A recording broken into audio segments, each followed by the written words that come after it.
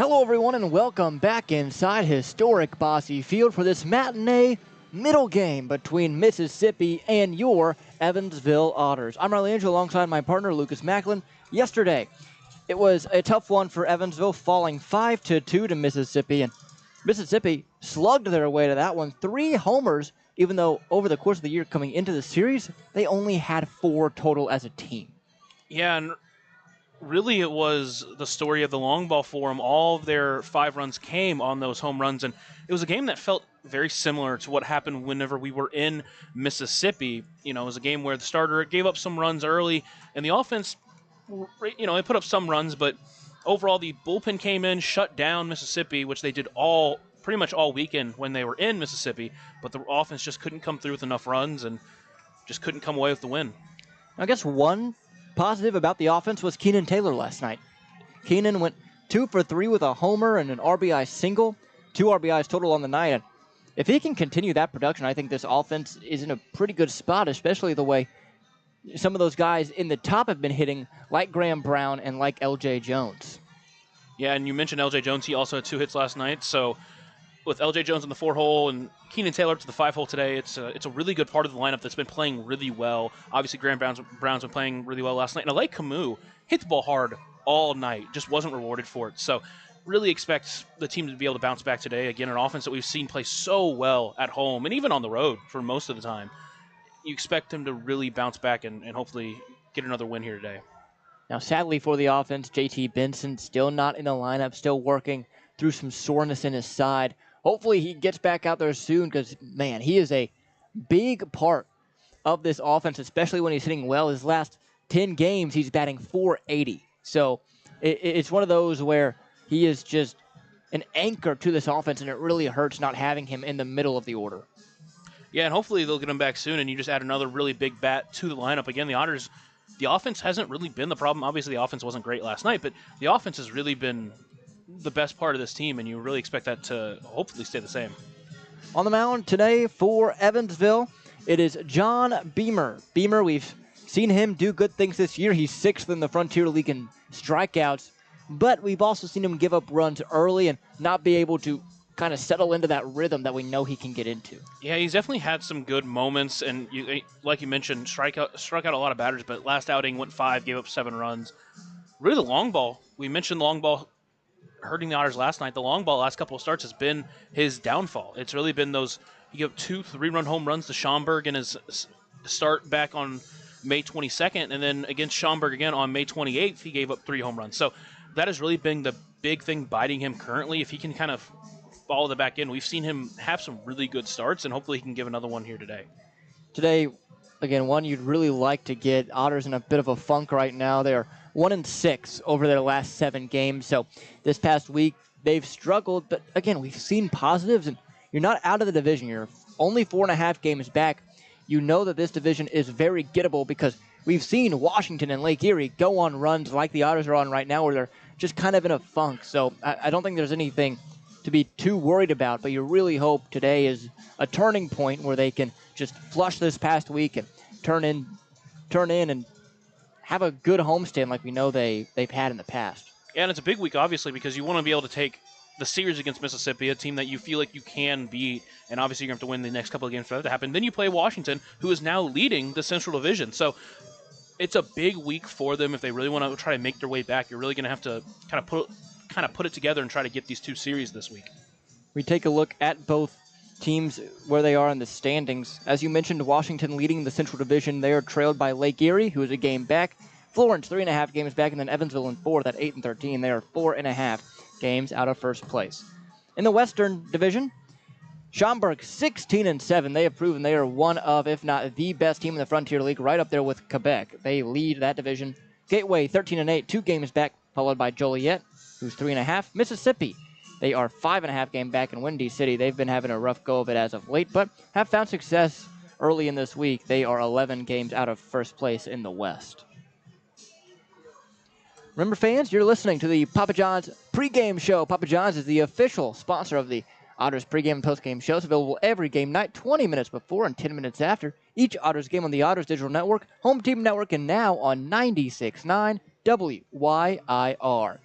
Home Team Network is the exclusive home of every Frontier League game this year. Check out Home Team Network to sign up today and get a front row seat to every Otters game in 2025. Let's talk about the opposing starter, James Beret. 7 feet, 2 inches tall, big, lengthy guy on the mound. You think that huge presence is going to get into the heads of these Otters hitters, or you think they're just going to go out and attack? I mean, obviously it's going to be a challenge because when you have that much length, you're able to stretch out, and it's going to be a lot tougher. You know, those fast pitches are going to look that much faster, but he's a guy that has struggled with control. Already 14 walks in his 4 starts, a 9 walk per 9 rate, only struck out 8. He has a 9 ERA right now. This is a guy that you feel like you need to be able to get to and get to early and try to work into that Mud Monsters bullpen that has been really good so far this year. And they only pitched 2 guys yesterday, that being obviously Theo File and then Michael Reed, who came in and shut the door. So their bullpen is fresh, and you feel like if you're able to get to Beret early, then maybe tomorrow is a bit easier with the guys coming out of the pen. Yeah, I think it's really just going to come down to being deliberate with their at-bats and doing what they do so well and drawing walks and drawing out these at-bats. That's whenever they're at their best, that's what they're doing. And if they just keep at that and they do that successfully today, there's no reason they can't come out victorious. When we come back here on the Papa John's pregame show, we'll talk about both starting lineups. You're listening on the Otters Digital Network in 96.9 WYIR. Maintaining our independence becomes more and more vital as we age. Swerka and more can help you navigate this important journey by answering your questions and connecting you to free and unbiased community resources and support services. If you are seeking advice for yourself or a loved one, let Swerka be your first call. More information available at swerka.org or by calling 812-464-7800. Originally opening in 2004, Jacobs Village has been a home for adults with disabilities, giving these great residents a wonderful opportunity to live life just like you and me. Jacobs Village mission is to continue building a safe, walkable neighborhood community where people with disabilities and older adults can find meaningful relationships, affordable and accessible housing, and activities to keep their bodies and minds engaged. We can't wait to have Jacobs Village at the ballpark on July 3rd for our annual Red, White, and Blue Night. More information on this great community partner is available at jacobsvillage.org. Hello, everybody, and welcome back to Historic Boston Field. You're listening to the Papa John's pregame show. Papa John's is the official sponsor of the Otters pregame and postgame shows, available every game night, 20 minutes before and 10 minutes after each Otters game on the Otters Digital Network, Home Team Network, and now on 96.9 WYIR. Let's take a look at both starting lineups here this afternoon, starting with the visiting Mississippi Mud Monsters. Leading off for them, Braylon Skinner. He is playing center field, left-handed bat. Followed by Travis Holt, the third baseman. Then Kyle Booker in the 3 spot. He is in left field. Cleaning it up, the designated hitter, Taekwon Forbes. 5 spot, Roberto Gonzalez playing second base. Right fielder, Karel Paz batting 6th. First baseman, Nick Hassan batting 7th. Andrael Antigua is catching today. He is batting 8th, and rounding it out is Keston Furr. He is the shortstop batting 9th. For Evansville, Alay Camus leading it off once again. Hit the ball real hard yesterday. He is playing shortstop, followed by Graham Brown, the center fielder. Then Pavin Parks playing over at third base still. L.J. Jones cleaning it up in right field. Keenan Taylor up to the 5-hole today. He is in left. Batting 6th, second baseman J.J. Cruz. Logan Brown getting a first base start here this afternoon, batting 7th in his second game this season. Justin Felix, the backstop, he is batting 8th, and rounding it out, the designated hitter, Cohen Wilbanks. Both teams will send right-handed pitchers to the mound. For Mississippi, James Beret, and for Evansville, it's John Beamer. And a heavy dose of left-handed hitters, 5 in the lineup, but I don't know if we've seen any more than that before.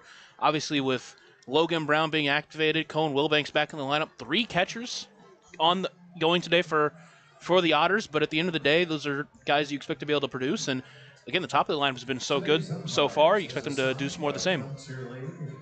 And hopefully we see Cohen Wilbanks do some good things. He has been really good as well in his last 10, batting .358 for Evansville in the 9-hole today. And I always kind of like having a guy in the 9-hole who is able to turn that lineup over more times than not. I think that puts a lot less pressure on the top of the order, especially if they come up with 2 away. You're right. I always love having a guy who's able to turn the lineup over to the top and get them started. If you can get a runner on, or 2 even, for Alay Camus to start it off, then you get Graham Brown following that. That's always a huge, huge bump for an offense. And a guy like Cohen Wilbanks, who just does so good at getting on base, a 455 OBP this year, that's a great weapon to have in the 9-hole. Let's talk about Braylon Skinner a little bit for Mississippi. Yesterday, he got on the base paths, and he was a monster running the bases. He had 3 stolen bases. How important is it going to be to keep him off of the base paths this year? Yeah, he's a guy that we saw back in Mississippi that absolutely loved getting on base and then going for the steals. And we saw it again last night. He gets on base and he creates havoc, and it's one of the things you really need to manage to stop, but he's just so good at getting on base and forcing your pitcher to worry about you. There were some really good throws down to second base on him. He just was too fast, and he got there. I believe it's 18 stolen bases already on the year for him. It's not a fluke he has that many stolen bases. He's just such a good base stealer. Great jumps as well. And we saw yesterday they tried to pick him off twice a couple of times, then he could just go on first movement. And it's really tough to get a guy like that when he's going on first movement and doesn't have to worry about being picked off. Yeah, and as a team, they're not as big of stolen base threats as the Otters, but Skinner, easily the biggest stolen base threat in the Frontier League. Well, fans, once again, welcome in to historic Bosse Field. So glad you're with us. You're listening to the Papa John's pregame show. Papa John's is the official sponsor of the Otters pregame and postgame shows, available every game night, 20 minutes before and 10 minutes after each Otters game on the Otters Digital Network and the Home Team Network. Also, it's available now on 96.9 WYIR. I'm Riley Angel alongside Lucas Macklin here today. So excited to get this one started. Evansville looking to break out of a bit of a skid they've been on, and against a Mississippi team where they feel like they really can do it despite the loss last night. Yeah, and all these games have been really close against Mississippi. They had 2 one-run losses. Last night it was a 3-run loss, and they lost their first game by 4. So they've been within these games. It just feels like they need to turn around a little bit, get that offense back going, and if they can, they have a good enough pitching staff to shut this Mud Monsters team down and hopefully get going again. Today, a special 12:05 p.m. start here in Bosse Field after the 6:35 game last night. We'll see how Evansville does so far in day games this year. They've struggled. They, during the day, are 1-3. Then again, not a huge sample size. We'll see how it goes here this afternoon.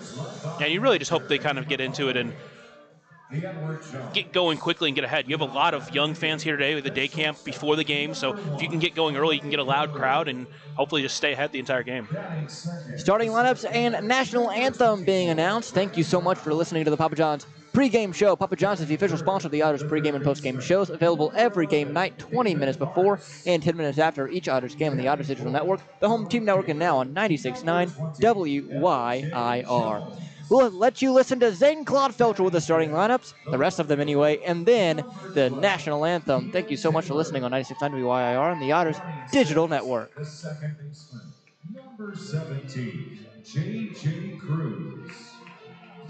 Batting 7th, the first baseman, number 28, Logan Brown. Batting 8th and catching, number 5, Justin Felix. Batting 9th, the designated hitter, number 23, Cohen Wilbanks. Pitching for the Evansville Otters, right-handed pitcher, number 18, John Beamer.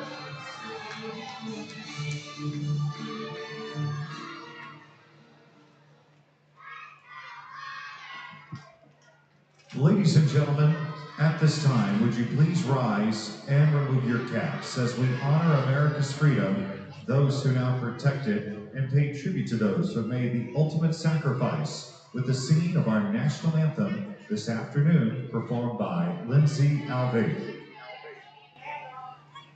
Oh, say, can you see by the dawn's early light what so proudly we hailed at the twilight's last gleaming stripes and bright stars through the perilous fight. O'er the ramparts we watch were so gallantly streaming, and the rocket's red glare, the bombs bursting in air, gave proof through the night that our flag was still there.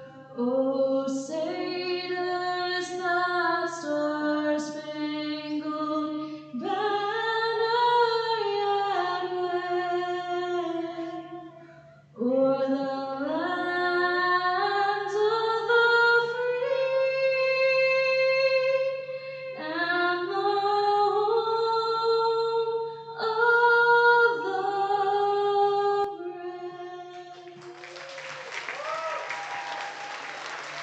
Today's team ball is delivered to you by Papa John's. Welcome back inside historic Bosse Field. Just about time for first pitch.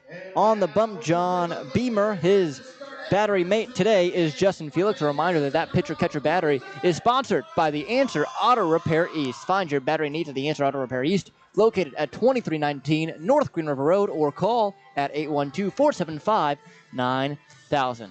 Let's talk a little bit about John Beamer. A lot of interesting things to say about him because he strikes out so many batters, but the long ball, as you mentioned in the Papa John's pregame show, has bit him a couple of times. Yeah, and it's really been the last couple of outings, but he did face Mississippi when we traveled there in the first time. He went 5 innings, only gave up 3 runs, struck out 7, walked 2. He kept the Otters in that ball game. They would end up losing 8-4, but he kept them in that ball game, let them have a chance to win. If he can do something similar today, you really have to hope that the offense comes through and gives him some runs as well. He's a guy that's shown that he can control his zone very well typically. He does really well at pounding strikes. And he's just been really good at getting strikeouts, especially early in the game. And hopefully this is something he can continue to work through and be able to work longer into outings. We look at the defense behind him. In left field, Keenan Taylor. In center field, Graham Brown. Right field, L.J. Jones. Around the horn at third, Pavin Parks. Then Alay Camus at short. J.J. Cruz at second base. Logan Brown over at first, starting for the first time at first base here in 2025. Obviously, behind the plate, as mentioned, is Justin Felix. 26 total strikeouts for John Beamer, 6th in the Frontier League. Hot and humid today in Bosse Field. And one of the things that we talked about earlier in the season is that he only had 3 starts coming into this season for the Otters. He was typically a long relief guy. So you hope as the season goes on, he can continue to work into that role a little bit more and be able to go a little bit longer. But we've seen some really, really big moments of flash from John Beamer. And it's something that you're always excited when he's on the mound because he's shown he can pitch really well. Braylon Skinner stands in, left-handed batter. He's stolen 18 bases this year, batting .278. The first pitch. Swung on, grounded to short, fielded by Camus. Quick throw to first in time, and our first pitch temperature, first out temperature, 84 degrees, partly cloudy. Very humid here at Bosse Field. Quickly, 1 away. And Skinner made that play really close. He was hustling down the line. Camus did a good job getting it over to Logan Brown there and getting that first out for Beamer. Here's Travis Holt. Holt hit one of the 3 Mud Monster home runs yesterday. The first pitch. Outside for a ball, 1-0. Holt on the year has 3 homers total, 9 RBI. He's one of the bigger power bats in this Mud Monsters team. The 1-0 pitch. Swung on, chopped softly to third. Charging is Parks. Fields, throws in time for the second out. Some really good plays there from the Otters, left side of their infield. That one was far from routine, but Parks made it look fairly easy. I feel like that's a good start for Beamer. Very quick, 2 outs. Hopefully that gets him into a rhythm here. And both on fairly soft contact as well. Now Kyle Booker. Age 61, his OPS. Also a decent stolen base threat. We'll talk about that more in a second. After the first pitch. Swung on, rocket up the middle on the ground for a base knock. So this Mississippi team is attacking early in the count here in this first inning. Batting fourth. And you wonder if it's a scouting thing where they see that this guy is very accurate and pounds the zone of strikes, and maybe it's a very conscious thing that they're going up there ready to swing. Now it's Taekwon Forbes. Forbes, shortstop yesterday, now DHing today, still in the 4-hole. Beamer takes a look over at first. And the pitch here to Forbes. Took it on the inside edge for a ball, 1-0. Mixed in an off-speed pitch there to start in that bat after they've been first pitch swinging for most of the game so far. Booker over at first does have 7 stolen bases on the year. Decent lead, inching away. The 1-0. Downstairs, 2-0. He did get a stolen base last night as well.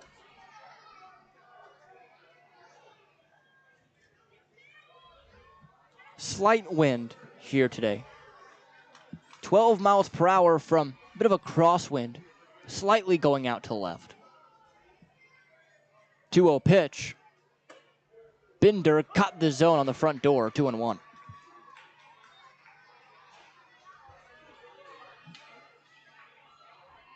Evansville in their home white uniforms. No trim, just blue lettering across the front, blue numbers on the back. 2-1. Swung on and missed way out in front of the curve, 2-2. Mississippi all teal with yellow piping down the sides of the pants, black letters. 3 of the 4 pitches here to Forbes have been off-speed pitches, and I wonder if that's a thing that they've noticed. 2-2, runner goes, fouled back. We'll do it again. Seems like this team really likes the hit and run. Yeah, I mean, you get in a situation where it's 2-2, another ball, you end up with 3-2 anyways, so it's not a crazy risk here to try to get a runner in scoring position. Beamer sets, gives a look over to Booker at first. The 2-2. Swung on and missed, strike 3. John Beamer, his first German-American bank strikeout of the day, and he strands a base runner on first. We go to the bottom half of 1. No score here on the Otters Digital Network at 96.9 WYIR. For the last 5 years, the Evansville African American Museum and the Evansville Otters have partnered together to offer tickets at no cost for the whole family for the Juneteenth Negro Leagues Baseball Tribute. All are invited to celebrate Juneteenth with us on June 19th for the annual Salute to the Negro Leagues game. Pre-game activities start at 4:30 with first pitch scheduled for 5:05. For information on these tickets, fans can stop by the Evansville African American Museum at 579 Sandra Matthews Way in Evansville or any local Evansville-Vanderburgh Public Library. Right now in Vanderburgh County, over 800 children are in the child welfare system waiting for someone to be their voice, and you could be that voice by becoming a court-appointed special advocate, a CASA volunteer. Donating just a few hours a month of your time can change a child's life forever. Vanderburgh County CASA invites you to join them. Stand up, speak out, be for the child, be a CASA. For more information, visit vandcasa.com. That's VAND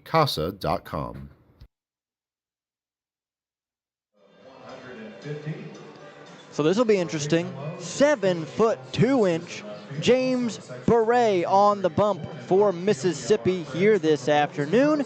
We'll see what he does, but he has struggled, especially with control, his first couple of starts. Yeah, and this is his first pro ball season.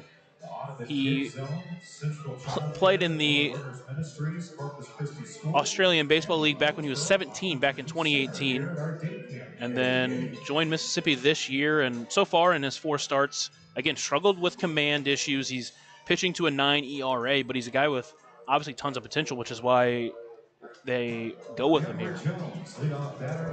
Huge presence on the mound. Again, can't stress enough. 7 feet, 2 inches tall, a $194 though. This here's the Edward Jones leadoff batter of the game, Alay Camus. Left-handed bat. First pitch to him is high. 1 ball, no strikes. Camus yesterday hit 3 balls over 97 miles an hour, went 0 for 4. The 1-0 bounced it way out in front of the plate, 2-0. It's not something you are very interested in, or excuse me, it's not something you're very used to seeing, someone hitting the ball that hard and going over. 2-0. High, 3-0.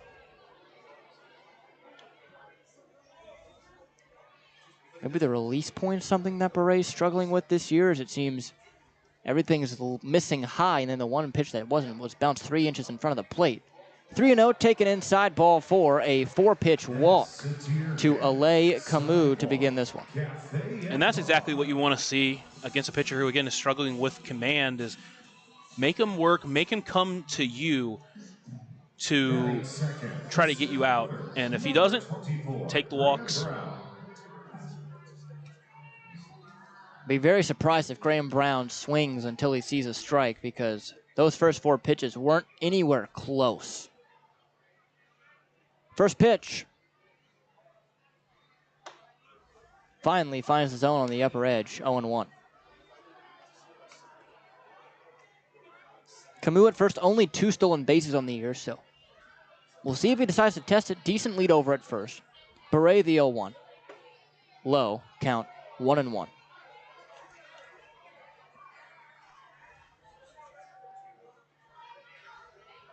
Boy, is it sticky here in Bosse Field this afternoon. So humid.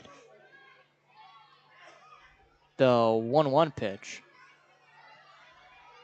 Swung on and missed. High and tight fastball. 1-2. Left fielder and Booker playing way deep in left. Rest of the infield straight up. Middle infield double play depth. Throw over to first is not in time.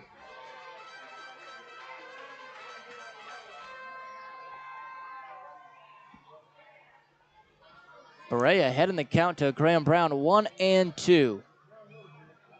He kicks and fires. Just missing on the outer edge. Count 2-2. Graham Brown has been so good this year. 4 homers, 17 RBI. OPS at 968. 2-2 pitch, runner goes, swung on, popped up, and that's going to be our first overhead foul ball, brought to you by Heads Construction. Choose the best, never regret it.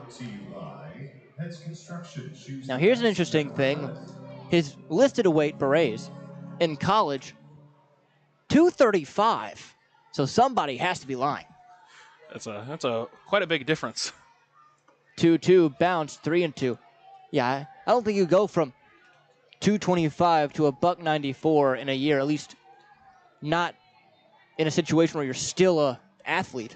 I will say the interesting thing is that this is really his first year starting whenever he was back at college. His previous 4 years, he was not a typical starter. Payoff pitch, runner goes, swung on, bounce to third. It is diving over there. Third was Holt, but it's foul, so we'll do it again. So that one was barely foul. Graham Brown felt pretty confident it wasn't. He didn't really leave the box. So after a 4-pitch walk, Graham Brown is putting that pitch count high with this at-bat. Nice one for the Otters center fielder. Beret sets. Once again, the payoff pitch to Brown. Here it is. Swung on and foul tipped right back into the mitt for strike 3. So Graham Brown goes swinging right through an 87-mile-per-hour fastball. The third baseman, number 11, Paven Parks. Brings up Paven Parks. Parks struggled mightily to begin the year, but again, that average has climbed up.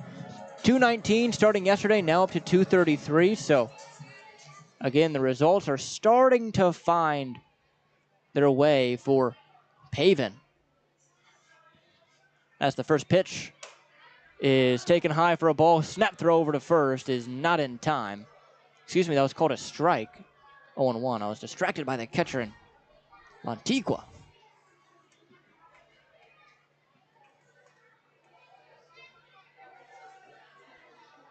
definitely paying some mind over at first to Camus, who did take off during the Brown at bat, but pitch was fouled away. The pitch, up and away, 1-1.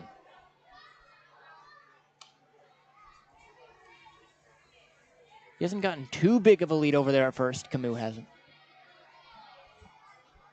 But we'll see if he decides to take off here soon. Now a bit of a bigger lead.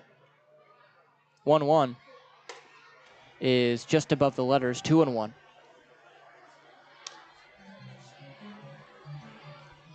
Evansville, a great base stealing team. It's been one of their identities throughout the first month of the season. Throw over to first, not nearly in time as Camus again back with a dive. Mississippi, a team that also steals a lot of bases. They have been caught a lot, though.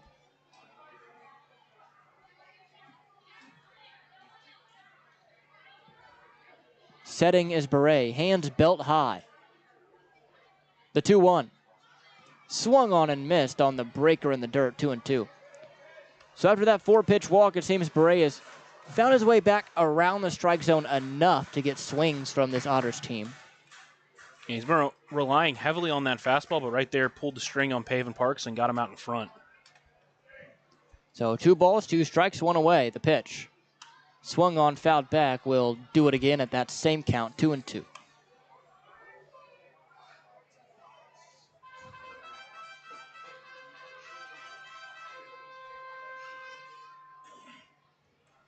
So Beret once again. Sets, kicks, fires. Just misses, count 3 balls, 2 strikes. That fastball was right there, but must have missed a bit inside or maybe a bit low. Pavin, such a good eye and such confident takes whenever he does. 3 balls, 2 strikes, 1 out. The pitch, runner goes, swung on, high fly ball, shallow right field, twisting towards foul territory. Back on it, Hassan, but it is going to be the right fielder in Paz to make the catch.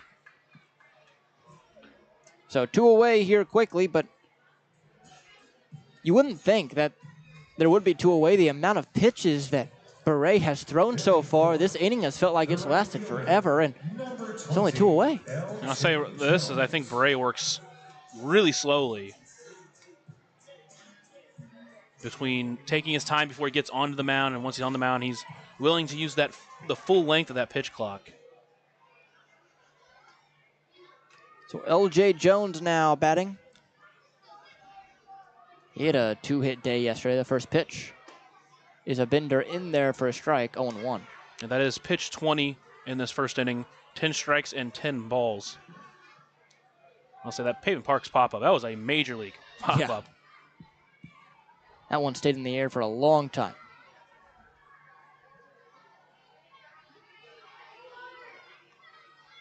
The 0-1. Outside, 1-1. Surprises me that on a lot of first pitches to L.J. Jones, they don't just throw a fastball right down the middle, because it seems like he exclusively takes the first pitch. See, 1-1. Swung on, popped it up, playable. Shallow right center. Back on it, the second baseman Gonzalez. He makes the catch for the 3rd out. So the Otters lead it off with a 4-pitch walk, but strand him. We go to the second no score here in Evansville. You're listening on 96.9 WYAR and the Otters Digital Network.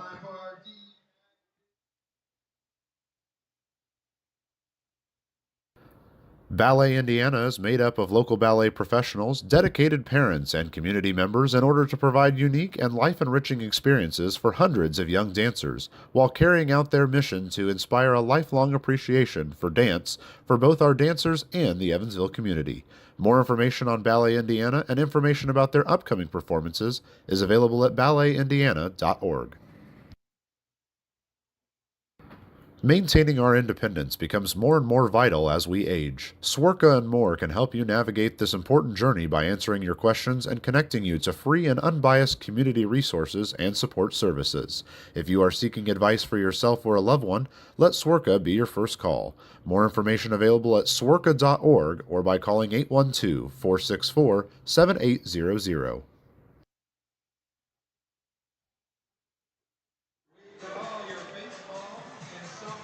About time for the second inning. No score here so far in Evansville.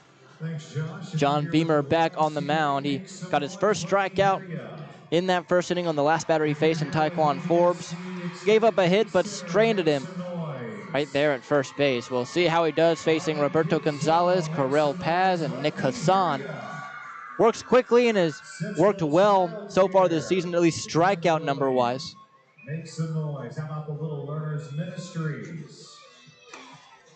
It's going to be interesting to see how he does against a Mississippi team which offensively has not been great this year. They are tied for second to last in the Frontier League at 97 runs total so far this season. Evansville has scored 115. They've played in a lot more low-scoring games. Their pitching staff has been the strength of this Mud Monster squad. First pitch to Gonzalez is chopped up the middle and squeezes through for a base hit. And once again, a Mississippi Mud Monster swinging at that first offering. Yeah, if I'm Beamer and Felix, I'd start working in some pitches off the plate in those first, because they are first pitch swinging on them. They're trying to be aggressive. Now Corell Paz, 221 the average for him, 610 the OPS. Beamer sets, and out of the stretch he'll work now. The pitch swung on and popped foul. That overhead foul ball brought to you by Heads Construction. Choose the best, never regret it. And remember, this is the second time this Mud Monsters team is seeing John Beamer already this year, so it wasn't that long ago where they saw him the first time. 0-1 the count to Paz. Beamer fires. Swung on and fouled off on the off-speed. Count 0-2.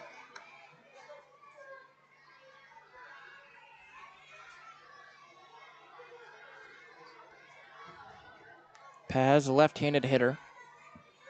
Over there at first, Gonzalez hasn't looked like he's interested in stealing at all. Very quaint lead over there right next to Logan Brown at first.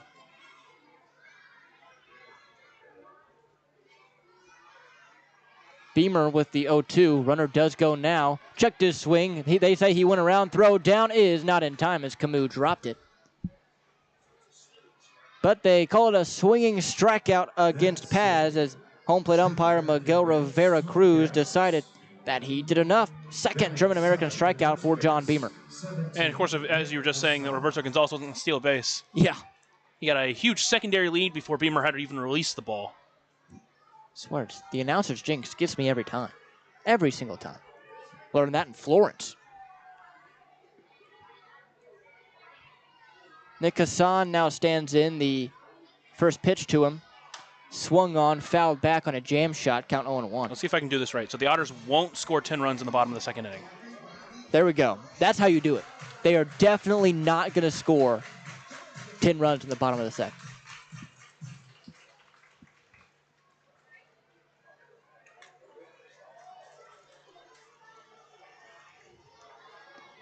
Beamer now finally sets and has to fire quickly. The 0-1 is a bender in there on the front door, 0-2.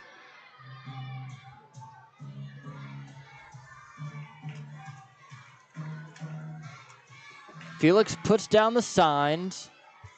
Beamer shakes once, now agrees, sets, hands abdomen high. The 0-2. Swung on and missed, strike three. John Beamer, third strikeout already here in this second inning. Another one of the German-American strikeout variety.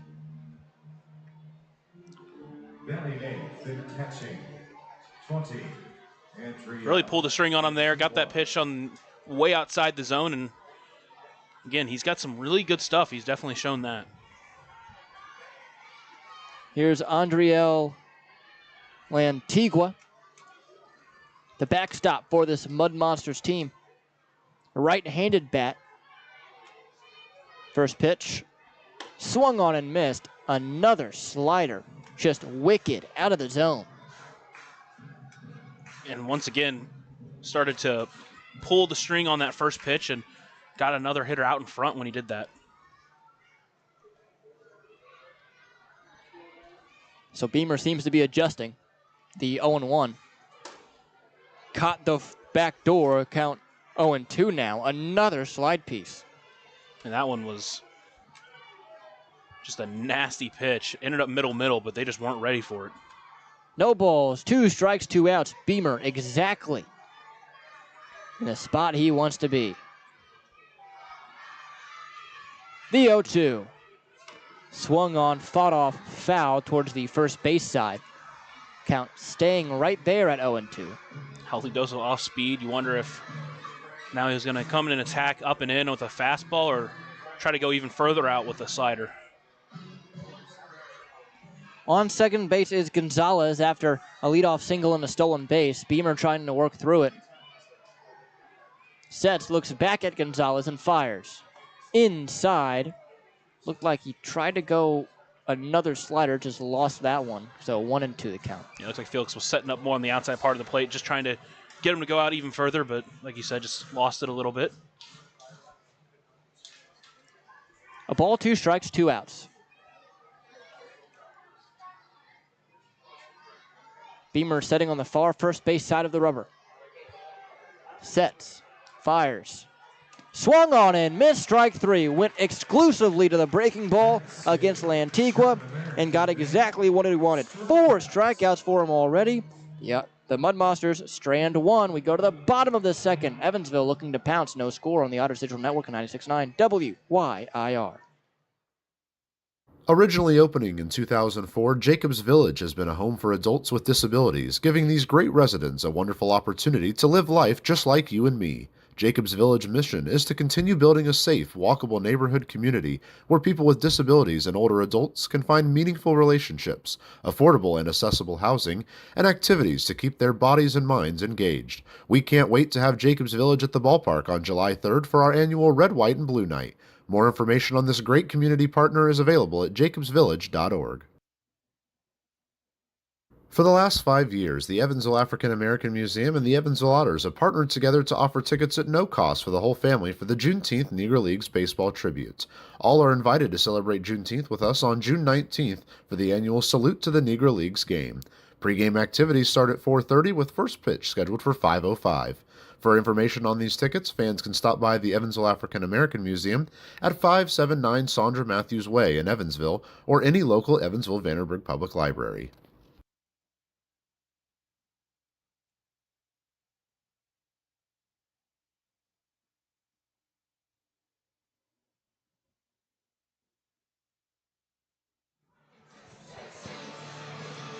Back here, bottom 2, no score so far here at historic Bosse Field. See how Beret does in his second inning of work. Beamer worked masterfully in the top half of this inning, getting 3 strikeouts, did give up a single, but stranded him there.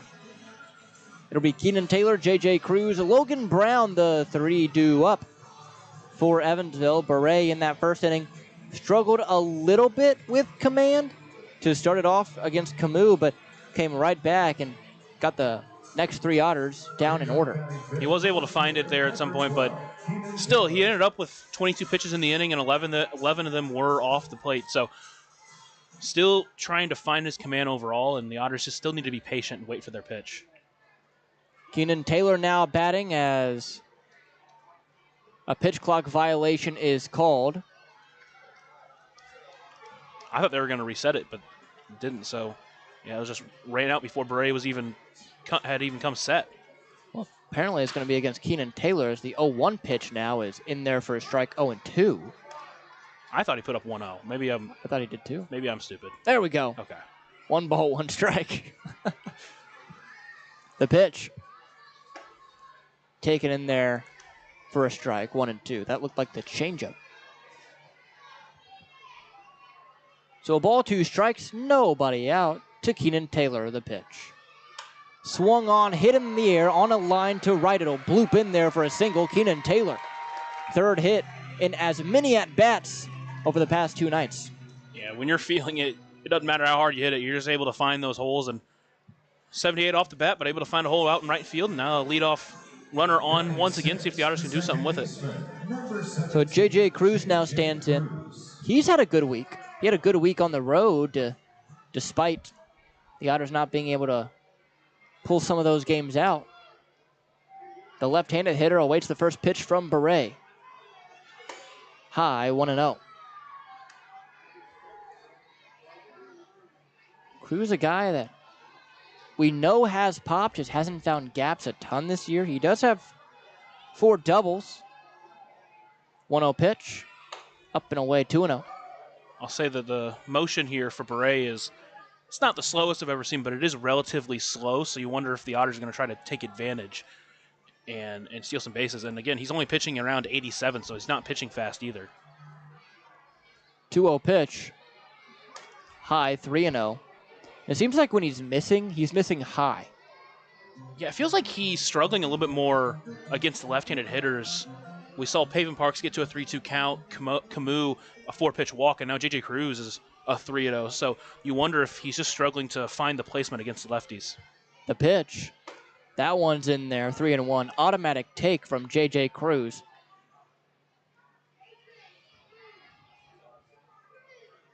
Cruz stands in and awaits once again. Taylor over at first, not a huge lead. 3-1. High, ball 4. So the first 2 Otters have reached here in this second inning. Deerhead Sidewalk Cafe and Bar for J.J. Cruz. Yeah, and you really want to try to get something here now. A couple of runners on and a chance to jump out ahead early. I mentioned getting out ahead early in this game with so many young fans here in the stadium. Get them loud, get them going, and you can really use the crowd to your advantage. So here's Logan Brown. The pitch. Squares around, places down a bunt. Third base side. Charging. Holt throws to first in time for the out. But Brown does his job. And both runners advance. Now in scoring position are Cruz and Taylor. And it brings up Justin Felix. So that was a perfectly placed bunt. You can't really ask for much better. It is a interesting choice, considering Beret has walked 2 of the 3 left-handed batters he's faced. But, you know, it's the way of Coach Andy McCauley, and obviously he's won a ton of baseball games, so he knows what he's doing out there. Now it's Justin Felix. Felix, as the first pitch comes into him. Outside for a ball, 1-0. Has struggled this year offensively, but he's mainly in there for his defense. Hopefully he can come through in a big spot here in the second. The 1-0. Swung on, grounded softly to third. Holt fields and tosses to first for the out. On the throw, runner advances to third base and Cruz, and Taylor scores. So it's 1-0 Evansville on the RBI ground out from Justin Felix. And big job to get out ahead early and still with a runner on third, try to extend this lead even more. Number 23, Cohen Wilbanks. Now Cohen Wilbanks. DHing today is the left-handed hitter. He had a really good road trip. Got some nice reps in Florence and then in Schaumburg to start. The first pitch to the lefty is taken in there for a strike. Count 0-1.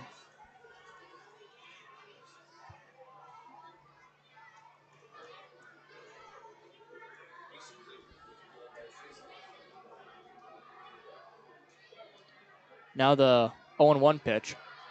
Swung on and missed, 0-2. Talking about the difference between Beret against righties and lefties. Beret, the on-base against with lefties is .385. Well, against righties, it's .477. So maybe just a weird outing for him today as the 0-2 pitch swung on, fouled back. Count stays. That one up at 92, so he's starting to get some gas behind it. That's the first one I think we've seen over 90 periods today. The last pitch was at 90. That one was at 92.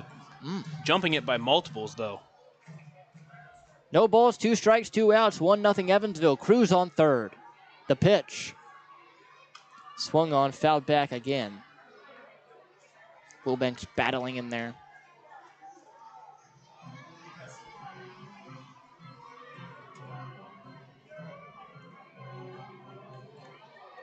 Once again stands in with that open stance, does Wilbanks. High posture in the box. The 0-2. High, 1-2. Once again, that one at 92.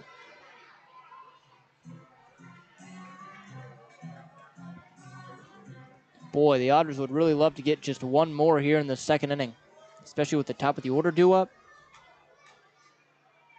1-2 pitch. Swung on and foul tipped right back into the mitt for strike 3. So Beret gets his second strikeout of the afternoon, but the Otters do get one on a base hit. They do leave one runner stranded. We go to the top half of the third, 1-0 Otters on the Otters Digital Network at 96.9 WYIR. Right now in Vanderburgh County, over 800 children are in the child welfare system waiting for someone to be their voice, and you could be that voice by becoming a court-appointed special advocate, a CASA volunteer. Donating just a few hours a month of your time can change a child's life forever. Vanderburgh County CASA invites you to join them. Stand up, speak out, be for the child, be a CASA. For more information, visit vandcasa.com. That's VAND-CASA.com.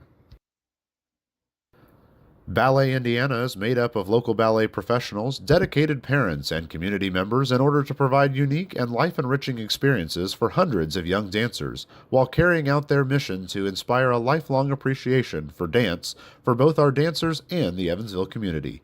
More information on Ballet Indiana and information about their upcoming performances is available at balletindiana.org.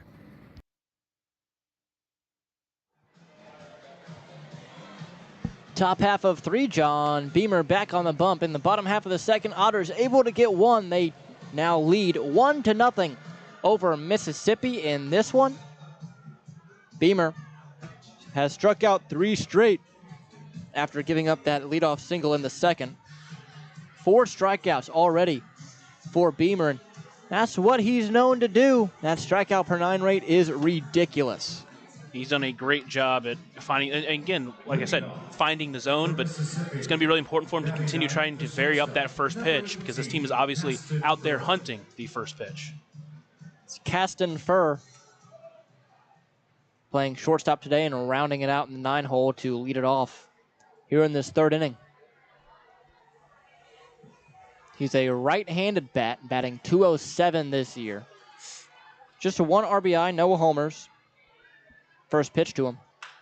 Swung on right back up the middle for a base hit, and once again, a first pitch fastball that is punished by a Mississippi hitter, and that is now the third straight inning where a first pitch fastball has been laced somewhere for a knock. Yeah, all 3 of the hits he's given up were on first pitch fastballs, and you kind of have to hope here that tries to go a little bit different. Now it's Braylon Skinner who grounded out on the first pitch of the game.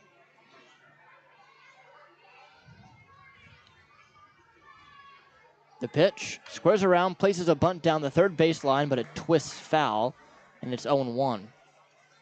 It's been the second time around the lineup where the offense starts to really try to figure out Beamer. So you hope that hopefully he's able to vary it up enough to where he can survive through a second time. No balls, a strike to Skinner. Never mind, it's made over to first, and back with a dive, and in time is Furr.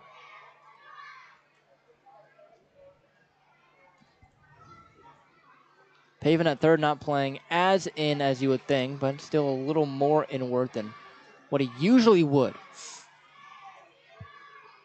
The 0-1. Swung on, grounded foul, the first base side 0-2. Infield double play depth, but with a guy like Skinner, it would be really hard to turn a double play, it seems like. How fast he is. Beamer ahead of him 0-2. Sets and out of the stretch, he fires. Missed it on the outer edge. Count 1-2.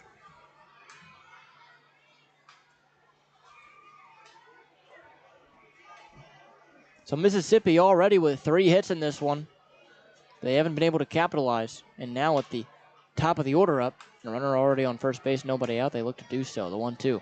Swung on, line drive left center field. Back on it, Taylor near the track at the wall. It one-hops the wall. Rounding third, heading home will be first. Skinner trots into second base with a stand-up double, and it's 1-1.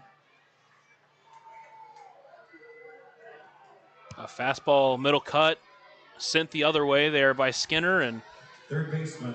That one-run lead is all of a sudden back to tied, and now he's still going to try to work out of this with a runner on second and no one away. Well, Skinner's speed and a right-hander up. Might see him try and swipe third base like he did last night. That right-handed batter is Travis Holt. He's 0 for 1, grounded out to Pavin Parks in the first inning. Beamer, the first pitch, swung on and missed, 0-1. Another example there of a first pitch swing and one that was off the plate. Beamer mixed it up with the breaking ball that time on the first pitch.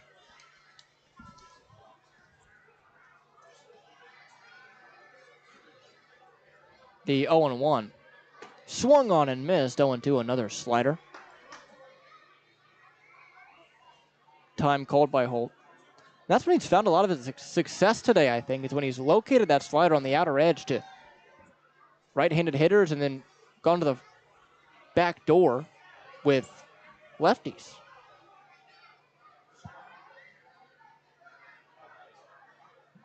Beamer, big deep breath, sets, looks back towards Skinner at second. In the 0-2. Checked his swing. Did he go around? He did, says home plate umpire Miguel Rivera Cruz. Another strikeout for John Beamer, his fifth. That's the second time he's rung up a batter on a check swing that he's called himself, but both times there wasn't an umpire down the line that you would have asked to call down. So he's making that call himself, because if he does ask down to second, it's a very hard call to make when you're looking in from the middle of the infield. Now Kyle Booker. He singled in the first on a first pitch fastball to pitch. First pitch breaker in there for a strike, 0-1. Skinner starting to dance a tad bit at second. Hasn't gone yet. And right here is the prime time to steal third base. You have one out. You want to try to get to third base with less than an out. The 0-1. Swung on, line drive, left field. Breaking in is Taylor, makes the catch as his hat flies off. There's now 2 away.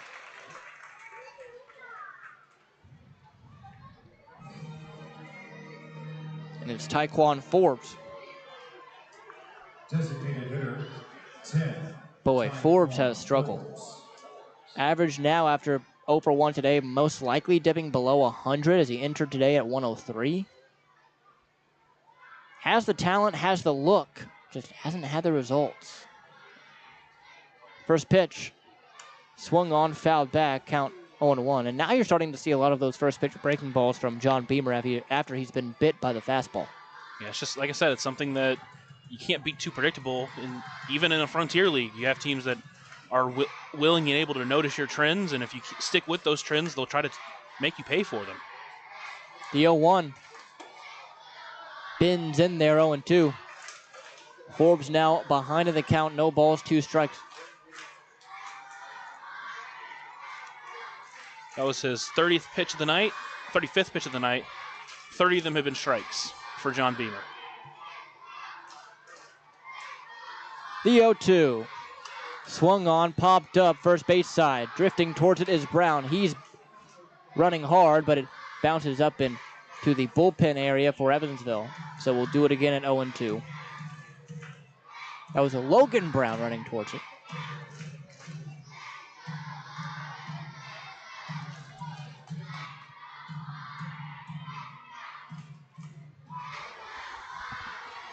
Beamer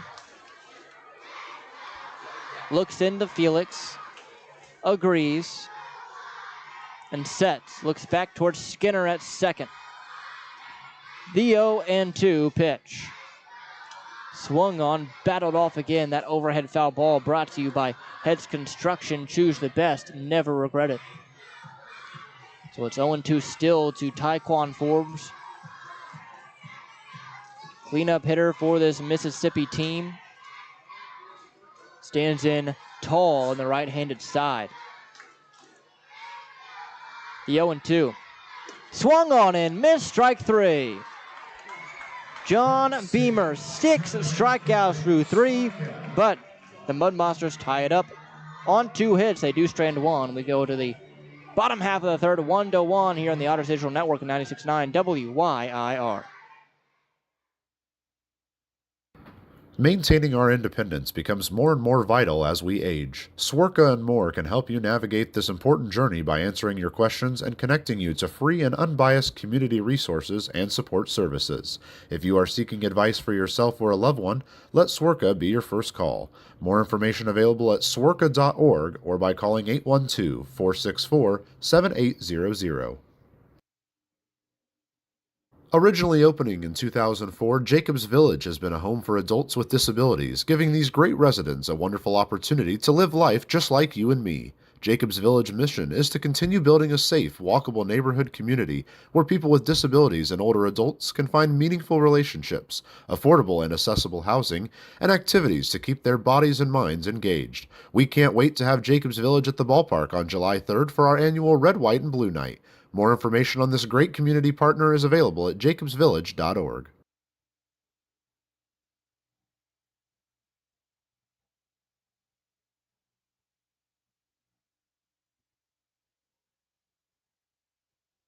With us here on our day camp day game. Bottom half of the third due up, 1-1 here in Evansville, Indiana, after Mississippi scoring one in their half of the third. James Beret looking to keep it right where it is at 1-1. You will face the top of this Evansville order in Alay, Camus, Graham Brown, Pavin Parks. Top of the order team with our Edward Jones, a leadoff batter. The shortstop, number 1, Alay Camus. Camus drew a 4-pitch walk to lead things off for the Evansville offense. First pitch to him. That one bends in there for a strike, 0-1. It's not too often you see a slider like that. Not a ton of movement, only 2,000 on the spin rate. For comparison, as the 0-1 pitch swung on, banged foul, first base side. Almost a play by Billy Easley over at first.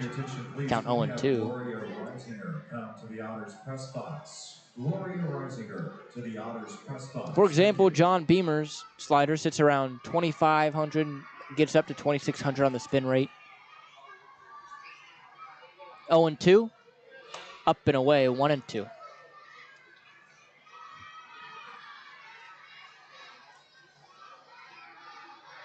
So Barea ahead in the count to Camus. The 1-2 pitch. Swung on, fouled back again. Count stays at a ball and 2 strikes.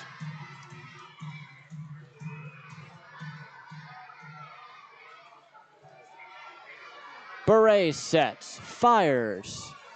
Up and in. Camus bending out of the way and the helmet falling off. 2-2 now as he'll have to reset.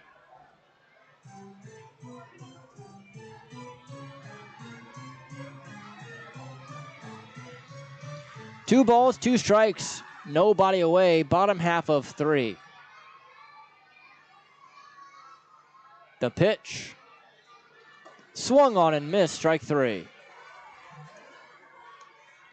Took a hefty hack at the 78-mile-per-hour pitch there. Third strikeout for Beret. Number 24. Now Graham Brown, who struck out himself in the first inning.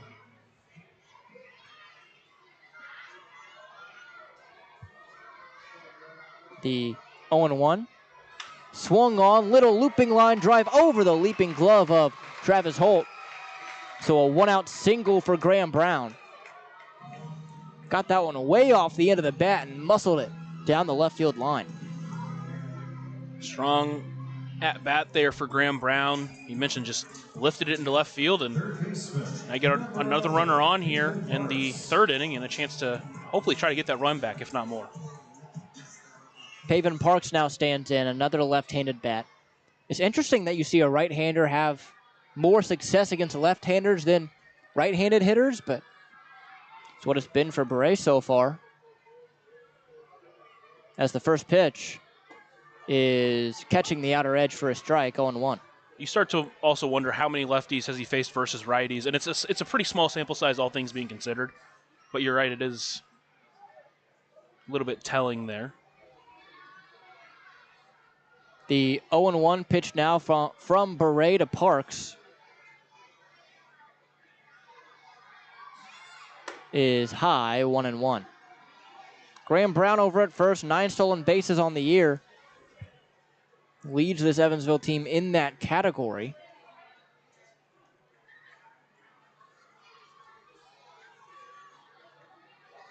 A ball and a strike, 1 away. Here to Pavin Parks, the pitch. Bounced in front of the left-handed batter's box. Count 2-1. Interesting.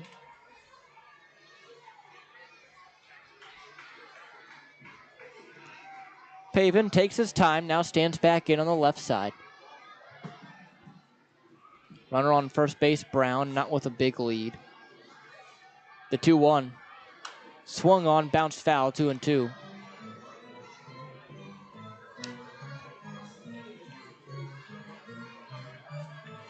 Pavin popped out into right. Very shallow right. Back in the first inning. L.J. Jones stands on deck. He has some interesting milestone coming up as the 2-2. Swung on, high pop up this time to left. Fairly deep though. Back on it, Booker near the track, makes the catch. 2 away. Throw gets away, but backing it up is the second baseman Gonzalez. It's a good thing Gonzalez got that one. If it gets by him, that one's going way far. And Graham Brown's taking second with ease, so it's a good thing for the Mud Monsters that he was there.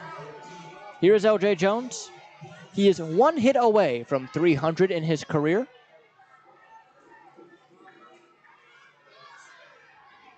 As the first pitch to him is outside, count 1-0. The production from him during his pro career has obviously been very apparent. Just past 300 games played, and he's just about to get his 300th career hit. The 1-0. Bullseye, 1-1. That one, center cut. Just right down Main Street at 87. So a ball and a strike. The pitch, runner goes, swung on, fouled back, 1-2.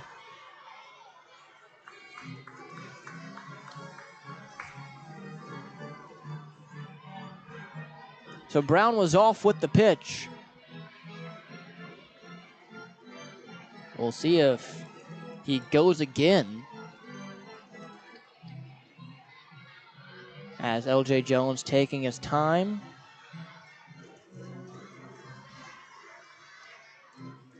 Count a ball, 2 strikes, 2 away. Knotted up at 1 apiece here in the bottom of the third. Runner on first base, Graham Brown, L.J. Jones the batter.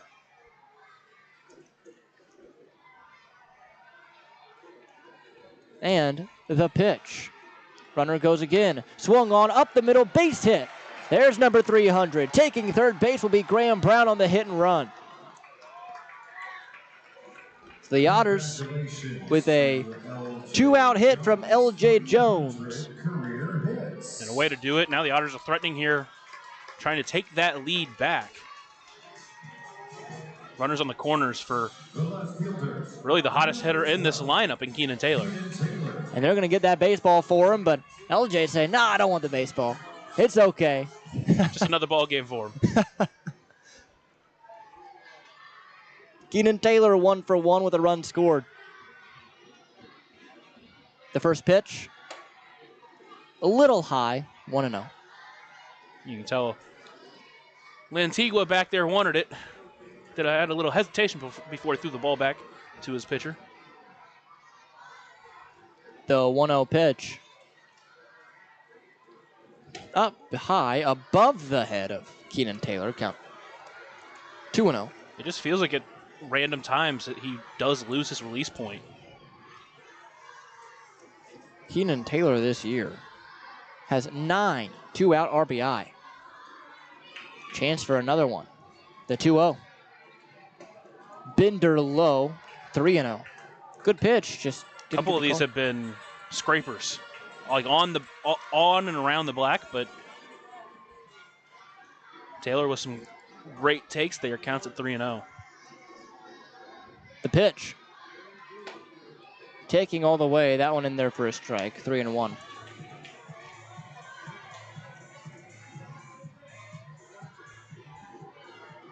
See what Beret gives Taylor here on the 3-1 pitch. In the dirt, ball 4. So now it'll be J.J. Cruz with bases loaded and 2 away. Cruz worked a walk in the second inning.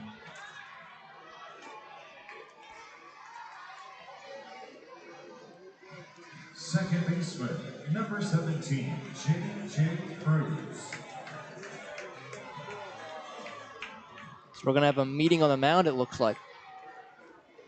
So Robert Carson III, the pitching coach for Mississippi, comes to the mound and will talk to his towering right-handed pitcher and James Beret. J.J. Cruz, big spot, bases juice, 2 away.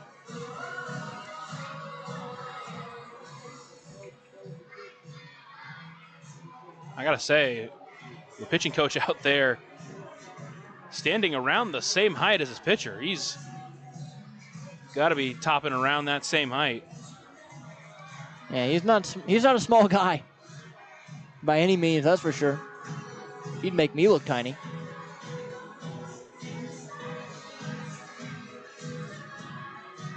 Cruz, big spot here for the left-handed hitter. Base is loaded. First pitch to him. Swung on and foul tipped right back into the glove of Lantigua. It's 0-1.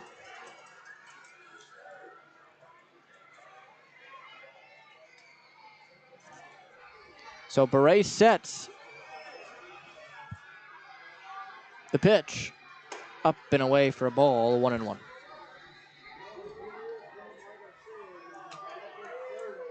Against righties this year, Cruz batting .320 with an OPS of 782. The pitch. Swung on, popped up, and overhead. That overhead foul ball brought to you by Heads Construction. Choose the best, never regret it. Count 1 and 2. Yeah, and you really want to take advantage of this opportunity. The Otters just have not hit the ball well with bases loaded. It was at a 125 average coming into this series, and you really just need to find ways to put the ball in play and get those runners in when you do have the bases loaded. Taylor at first, Jones at second, Brown at third. The 1-2. Swung on and missed, strike 3. So J.J. Cruz strikes out, 4th strikeout for Beret, and the score stays at 1 apiece as Evansville strands the bases loaded. We go now to the 4th inning, 1-1 here on 96.9 WYIR and the Otters Digital Network. For the last 5 years, the Evansville African American Museum and the Evansville Otters have partnered together to offer tickets at no cost for the whole family for the Juneteenth Negro Leagues Baseball Tribute. All are invited to celebrate Juneteenth with us on June 19th for the annual Salute to the Negro Leagues game. Pre-game activities start at 4:30 with first pitch scheduled for 5:05. For information on these tickets, fans can stop by the Evansville African American Museum at 579 Sandra Matthews Way in Evansville or any local Evansville-Vanderburgh Public Library. Right now in Vanderburgh County, over 800 children are in the child welfare system waiting for someone to be their voice, and you could be that voice by becoming a court-appointed special advocate, a CASA volunteer. Donating just a few hours a month of your time can change a child's life forever. Vanderburgh County CASA invites you to join them. Stand up, speak out, be for the child, be a CASA. For more information, visit vandcasa.com. That's VAND-CASA.com.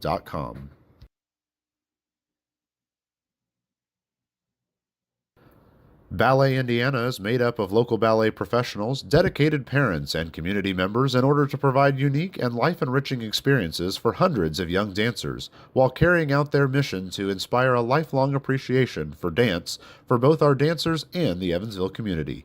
More information on Ballet Indiana and information about their upcoming performances is available at balletindiana.org.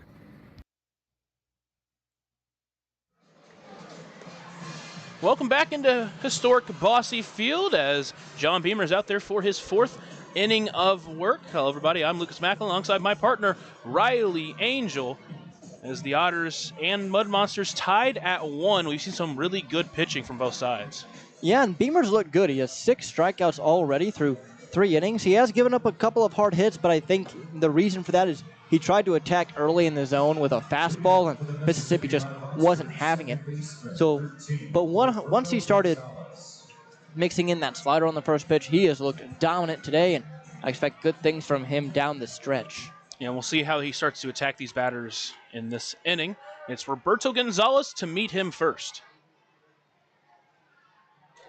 Gonzalez 1 for 1 on the day, went 1 for 4 last night. Did get a strikeout. It'll be Gonzalez, Correll Paz, and Nick Hassan to meet Beamer in this inning. From the windup, first pitch into Gonzalez is taken high. Count moves to 1-0. Another off speed to start a batter. Just missed high. Now, so work from behind, which is something Beamer is not traditionally to do. Now that one goes outside, and he's behind 2-0. And I wonder how many 2-0 counts Beamer's been in this year. It can't be that many. No, he's a guy that pounds the zone hard early in counts. So 2-0 definitely not something he's used to. Now the next pitch into the second baseman is lifted into the air into right field. LJ Jones on the run, but it will land in foul territory. Count moves to 2-1. Went back to the fastball there. The fastball's velocity is up a little bit from his last start, up to 93 around here in this one. Gonzalez. If he can look at that fastball high and work that slider down and away off of it, that's going to be really, really good for him. And he's done really well so far with the command of the slider. So we'll see what he can do here. As Gonzalez took his time, but he's back into the right-handed batter's box. Now the 2-1 pitch. That one lifted into the air to right field. LJ Jones will come in on it. Racing, now he's going faster, and it's going to drop in front of him for a base hit. A little bit of a bloop base knock for the Mud Monsters, and they got a runner on with no one away to start this inning.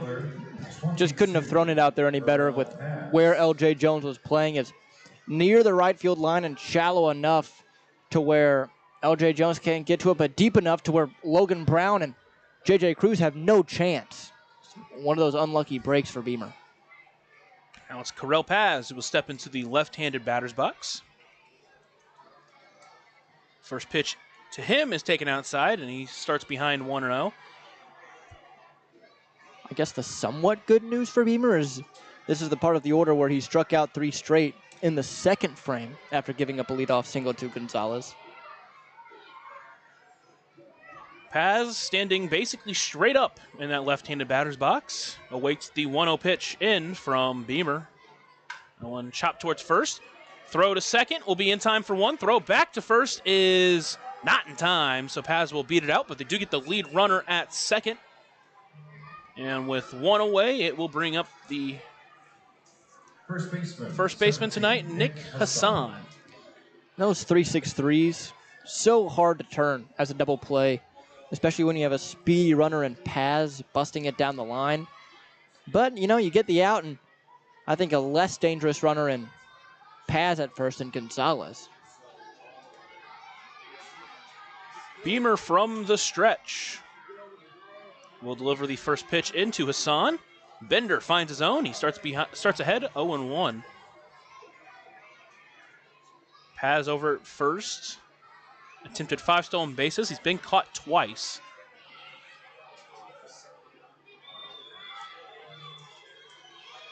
He'll get a mostly short lead over at first. Next pitch into the first baseman. A chopper towards second. Cruz will take it in. Toss it to second for one. Throw to first will be pull Logan Brown off the bag.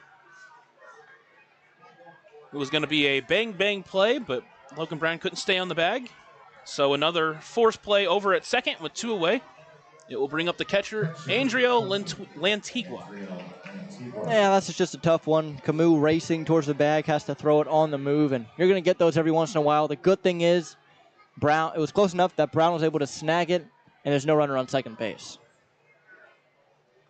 Lantigua in his 7th appearance of the year. That one is lifted high into the air. Cruz will drift back on it into short right field, and he will bring it in for out number 3. So a leadoff base knock goes nowhere. The Otters and Mud Monsters still tied at 1 as we head to the bottom of the 4th. You're listening to the Otters Digital Network and on 96.9 WYIR. Maintaining our independence becomes more and more vital as we age. Swerka and more can help you navigate this important journey by answering your questions and connecting you to free and unbiased community resources and support services. If you are seeking advice for yourself or a loved one, let Swerka be your first call. More information available at swerka.org or by calling 812-464-7800.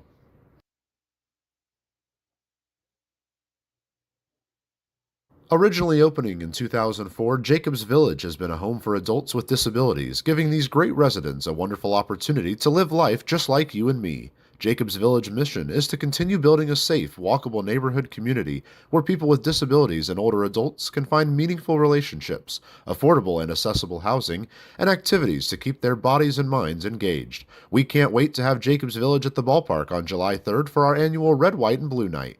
More information on this great community partner is available at jacobsvillage.org. The Frontier League Network this year, a brand new streaming service from Home Team Network. We're through 3.5 here in Evansville, Indiana. So the Otters and Mud Monsters tied at 1. James Beret out there for another inning of work. He struggled with command at times, but overall he's held this Otters lineup in check, at least keeping them off the board. Yeah, that's exactly what he's been able to do. And in the 3rd inning, was able to strand the bases loaded, work around a couple of singles and a 2-out walk. So all power to him. He's struggled to find the zone at times, but he's found a way to get the job done, and that's ultimately all you can ask for, is just find a way. It doesn't matter how pretty it looks. If you can prevent runs, then you're going to be just fine. The 7'2" right-handed pitcher from Newcastle, Australia, will face Logan Brown here in the bottom half of the lineup for the Otters. Logan Brown, Justin Felix, Cohen Wilbanks. First pitch into Brown is taken high. Brown starts ahead 1-0. So the 3 straight catchers in the Otters lineups today. That one is fouled back overhead. An overhead foul ball brought to you by Heads Construction. Choose the best and never regret it. Heads Construction. Choose the best. Never regret it. Logan Brown in his 2nd start of the year made his first appearance last night. Drew a walk, went 0 for 2 on the day. Now awaits a 1-1 pitch. That one stays high. Count moves to 2-1. Brown sacrificed bunted his first time. Advanced runners to 2nd and 3rd. Keenan Taylor would end up scoring on a Justin Felix ground out. Now the 2-1 pitch. That one swung through and counts back even at 2-2. Logan Brown played 3 years at the University of Southern Indiana, had a .310 batting average, hit 5 home runs and 21 doubles. Was drafted in the 35th round of the 2018 draft. Now is here back in Evansville for his 2nd season with the Otters. And awaits the 2-2 pitch. Swung through that one for strike 3, so a leadoff strikeout for James Beret. And with 1 away, it will bring up the catcher today, Justin Felix. These 2 pitchers are just going blow for blow. That's the 5th strikeout for Beret so far here tonight. And he's keeping up with Beamer, and Beamer's keeping up with him. Pretty much right there. Beret will look in, and he'll come set and deliver the first pitch into Justin Felix. That one stays high. Counts now at 1-0.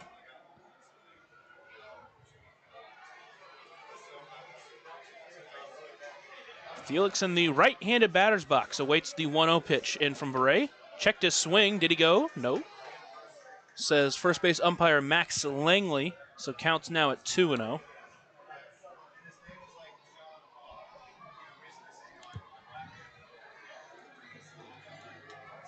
Justin Felix awaits the 2-0 pitch.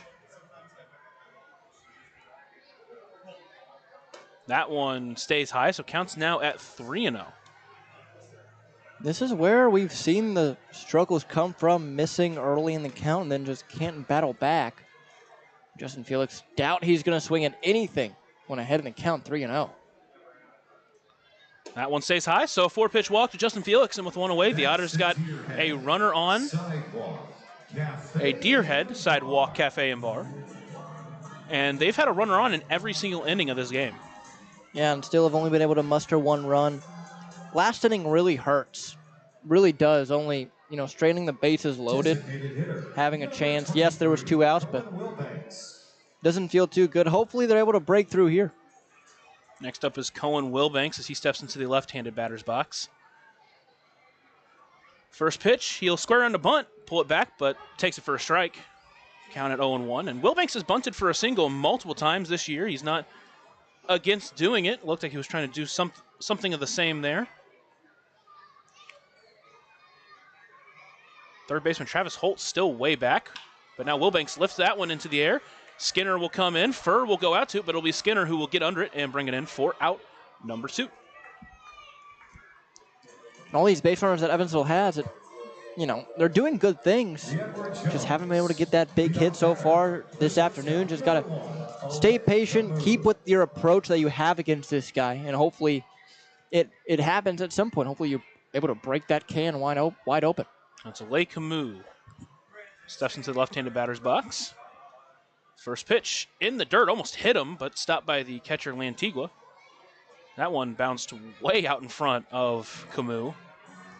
That's the third time we've seen him just spike one here this afternoon. Beret with 5 strikeouts on the day. That is a career high in a ball game for him, back even with college stats. That one stays high. Count moves to 2-0. Also has 4 walks on the day, and that has really been the difference between him and Beamer. From the stretch, he delivers the 2-0 pitch. That one ripped towards the right side. It'll be Gonzalez who takes it in, throws it a little bit wide, but the first baseman Hassan stays on the bag for out number 3. So Otters get a runner on, but do nothing with it. We're still tied at 1 as we head to the 5th inning. You're listening to the Otters Digital Network and on 96.9 WYIR. For the last 5 years, the Evansville African American Museum and the Evansville Otters have partnered together to offer tickets at no cost for the whole family for the Juneteenth Negro Leagues Baseball Tribute. All are invited to celebrate Juneteenth with us on June 19th for the annual Salute to the Negro Leagues game. Pre-game activities start at 4:30 with first pitch scheduled for 5:05. For information on these tickets, fans can stop by the Evansville African American Museum at 579 Sandra Matthews Way in Evansville or any local Evansville-Vanderburgh Public Library. Right now in Vanderburgh County, over 800 children are in the child welfare system waiting for someone to be their voice, and you could be that voice by becoming a court-appointed special advocate, a CASA volunteer. Donating just a few hours a month of your time can change a child's life forever. Vanderburgh County CASA invites you to join them. Stand up, speak out, be for the child, be a CASA. For more information, visit vandcasa.com. That's VAND CASA.com.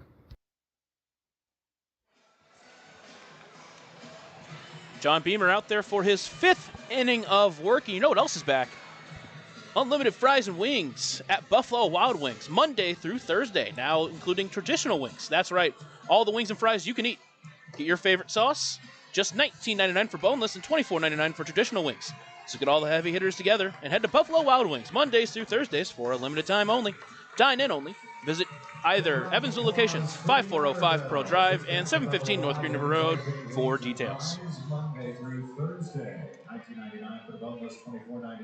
Beamer so far has worked 4 really good innings. That one blemish came off a Braylon Skinner double. But other than that, he's done a good job keeping this Mississippi lineup in check. That's all you can ask for. I mean, he's keeping them in the ball game. It's been competitive. He's out there doing a good job. 6 strikeouts on the afternoon. Hopefully he can continue that success here into the 5th inning in the middle innings. First pitch into Caston Furr is taken just high. Count moves to 1-0. He's given up 5 hits. 4 of them have come off the first pitch in the at-bat. Now the 1-0 pitch, that one is laced in but foul. Count now at 1-1. And these hitters, they're just sitting fastball. They know that the fastball is eventually coming, and it looks like it doesn't have a ton of movement on it, so it's very straight, which is easy for hitters to pick up on.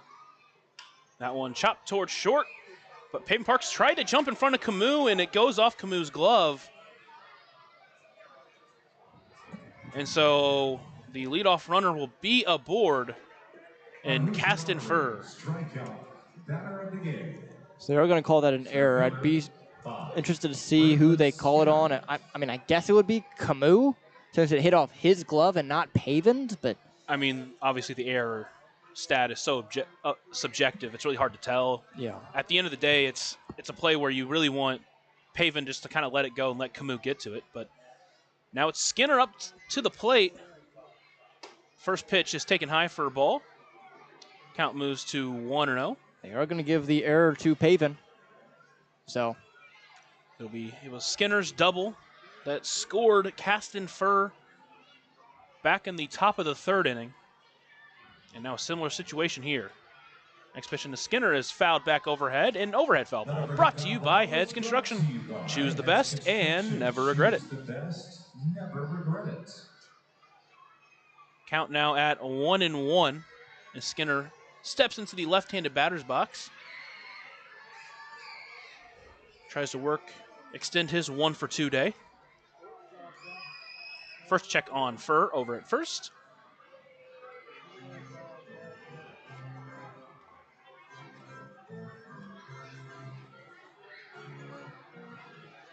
Fur over at first. 3 stolen base attempts. He's been successful twice. Now he'll try to take second there, but that one is chopped foul towards the right side. So count moves to 1-2. again, the hit and run is on. It obviously worked in the third inning. That was what was able to get Fur from first to home was the hit and run play.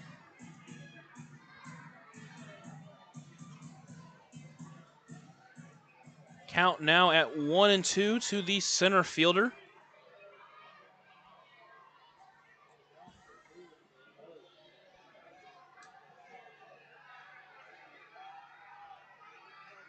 That one is lifted hard into right center field. Graham Brown will get over to it, but not be able to bring it in. It'll get it past him all the way to the wall. Fur is going to come in to score. Skinner is going to be racing towards third.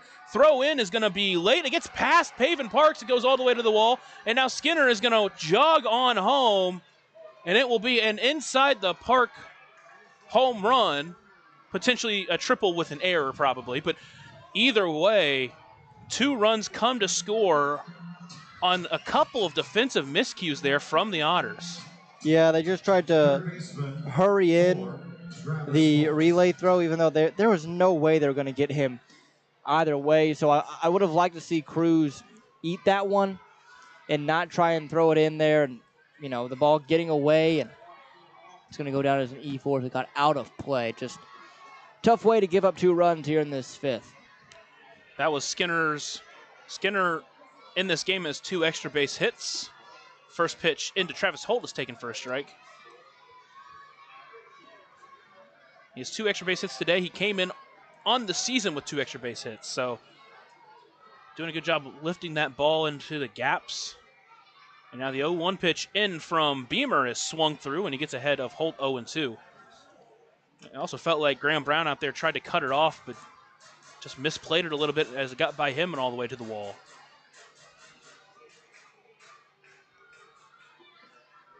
Basically a reset of the inning.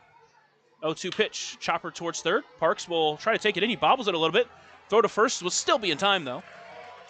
So a big out number 1 for John Beamer. Yeah, and right there, Pavin thought it was going to take a much bigger hop than it actually did. Thankfully, it rolled up onto his forearm, and he was able to recover it. But good first out there. Hopefully, Beamer can mentally reset and get the middle of this order down in order.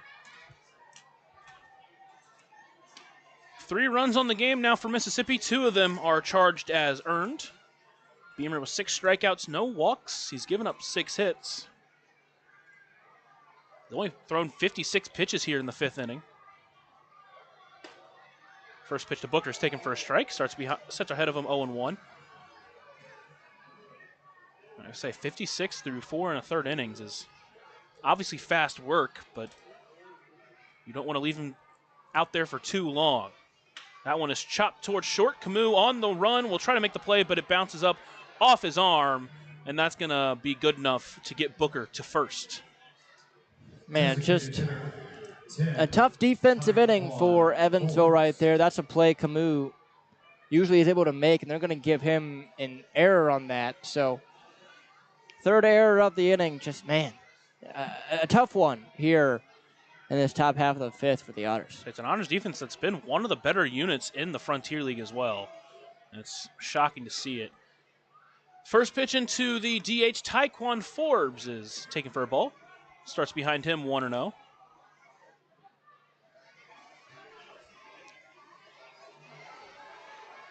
He'll come set from the stretch and deliver the next pitch.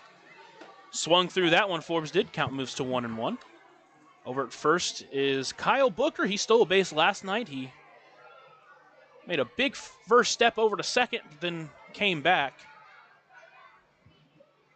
Count now at 1-1. Beamer will come set and deliver the next pitch into Forbes. That one just misses low. Count moves to 2-1. It's been a very consistent zone for home plate umpire Miguel Rivera Cruz. Very similar to the first game we saw him ump behind home plate. Now the 2-1 pitch into Taekwon Forbes. That one is fouled back off the backstop, and count moves to 2-2. And both him and Jose Navas, who was back there last night, have done a good job, I think. One of the more consistent zones, two of the more consistent zones we've seen this year here at home anyway. Forbes in the right-handed batter's box. The former second-round pick of the Texas Rangers awaits the 2-2 pitch.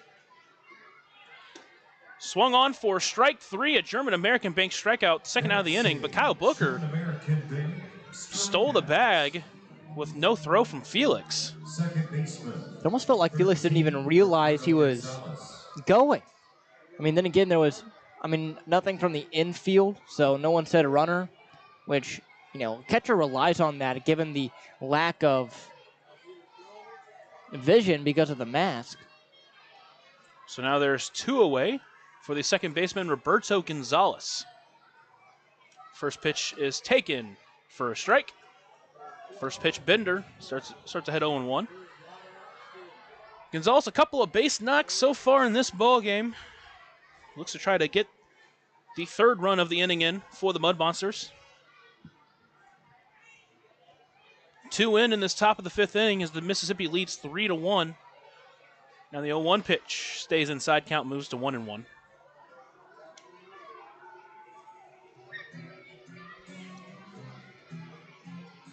It's Kyle Booker over at second.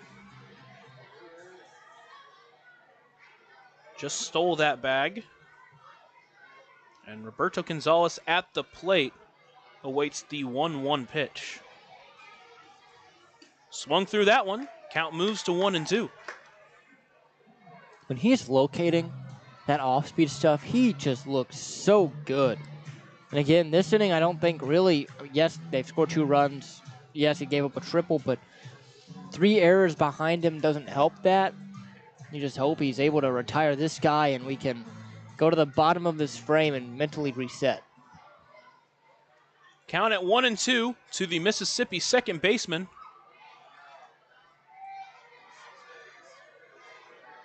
Beamer comes set and delivers. He fights that one off. Count remains at 1-2. Brought to you by Heads Construction. Choose the best. Never regret it. Otters jumped out in front with a run in the second inning. Couldn't score a runner from third. Mississippi tied it up in the top of the third, and then the Otters left the bases loaded in the bottom half of the third. Again, just some opportunities gone by the wayside. That's a chopper towards short. Camus will pick it up. Make the throw to first. It will be in time for out number 3, but Mississippi gets a couple of runs. They take a 3-1 lead as we head to the bottom half of the fifth. You're listening to the Otters Digital Network and on 96.9 WYIR. Ballet Indiana is made up of local ballet professionals, dedicated parents, and community members in order to provide unique and life-enriching experiences for hundreds of young dancers, while carrying out their mission to inspire a lifelong appreciation for dance for both our dancers and the Evansville community. More information on Ballet Indiana and information about their upcoming performances is available at balletindiana.org.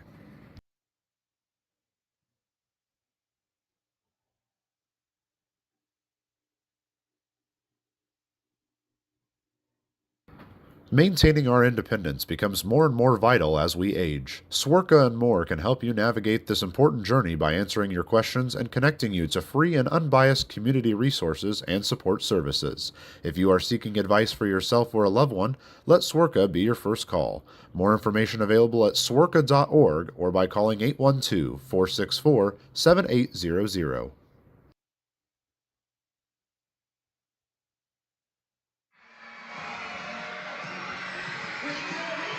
James Beret out there for another inning of work, and so are unlimited all-you-can-eat wings and fries at Buffalo Wild Wings, Mondays through Thursdays, now including traditional wings. That's right, all the wings and fries you can eat with your favorite sauce, just $19.99 for boneless and $24.99 for traditional wings. So get all the heavy hitters together and head to Buffalo Wild Wings, Mondays through Thursdays for a limited time. Drive-in only. Visit either Evansville locations, 5405 Pearl Drive and 715 North Greenville Road for details. How many traditional wings do you think you could throw back for $25? I could probably get 30 if I really push myself. 30? But I knew people, I wouldn't call him a friend, but an acquaintance, said he would go to Buffalo Wild Wings whenever there was, I think it was the buy one, get one free or whatever, and he said he put down 75. Oh, my goodness. That's insane. That's ridiculous. Graham Brown will lead it off against James Beret here. Well, it looks like we got time real quick as the umpire tries to sort something out.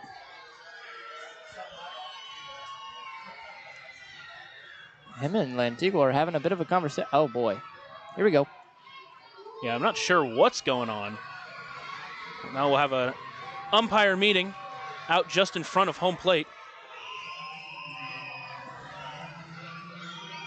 I think maybe, oh, no, I don't know. I was going to say maybe the pitch clock went out, but I don't know if that's the case. Yeah? There is a pitch clock violation. So is it 1-0? Is that the count? Yeah? Yeah. Huh. Well, either way, count at 1-0 now. Beret will deliver. First pitch into Brown stays high. Count moves to 2-0.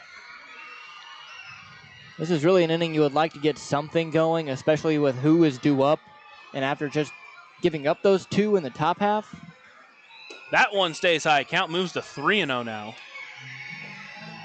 Again, the Otters have had a runner on in each inning.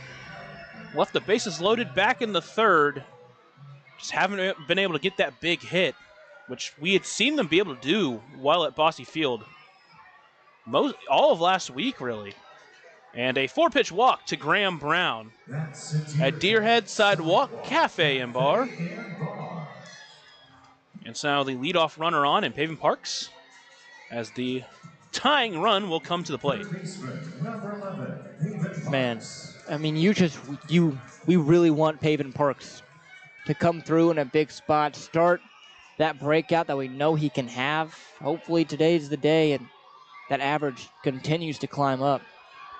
First pitch into Parks is taken for a ball. Count moves to 1-0. That one just missed inside. Today's attendance, 2,407.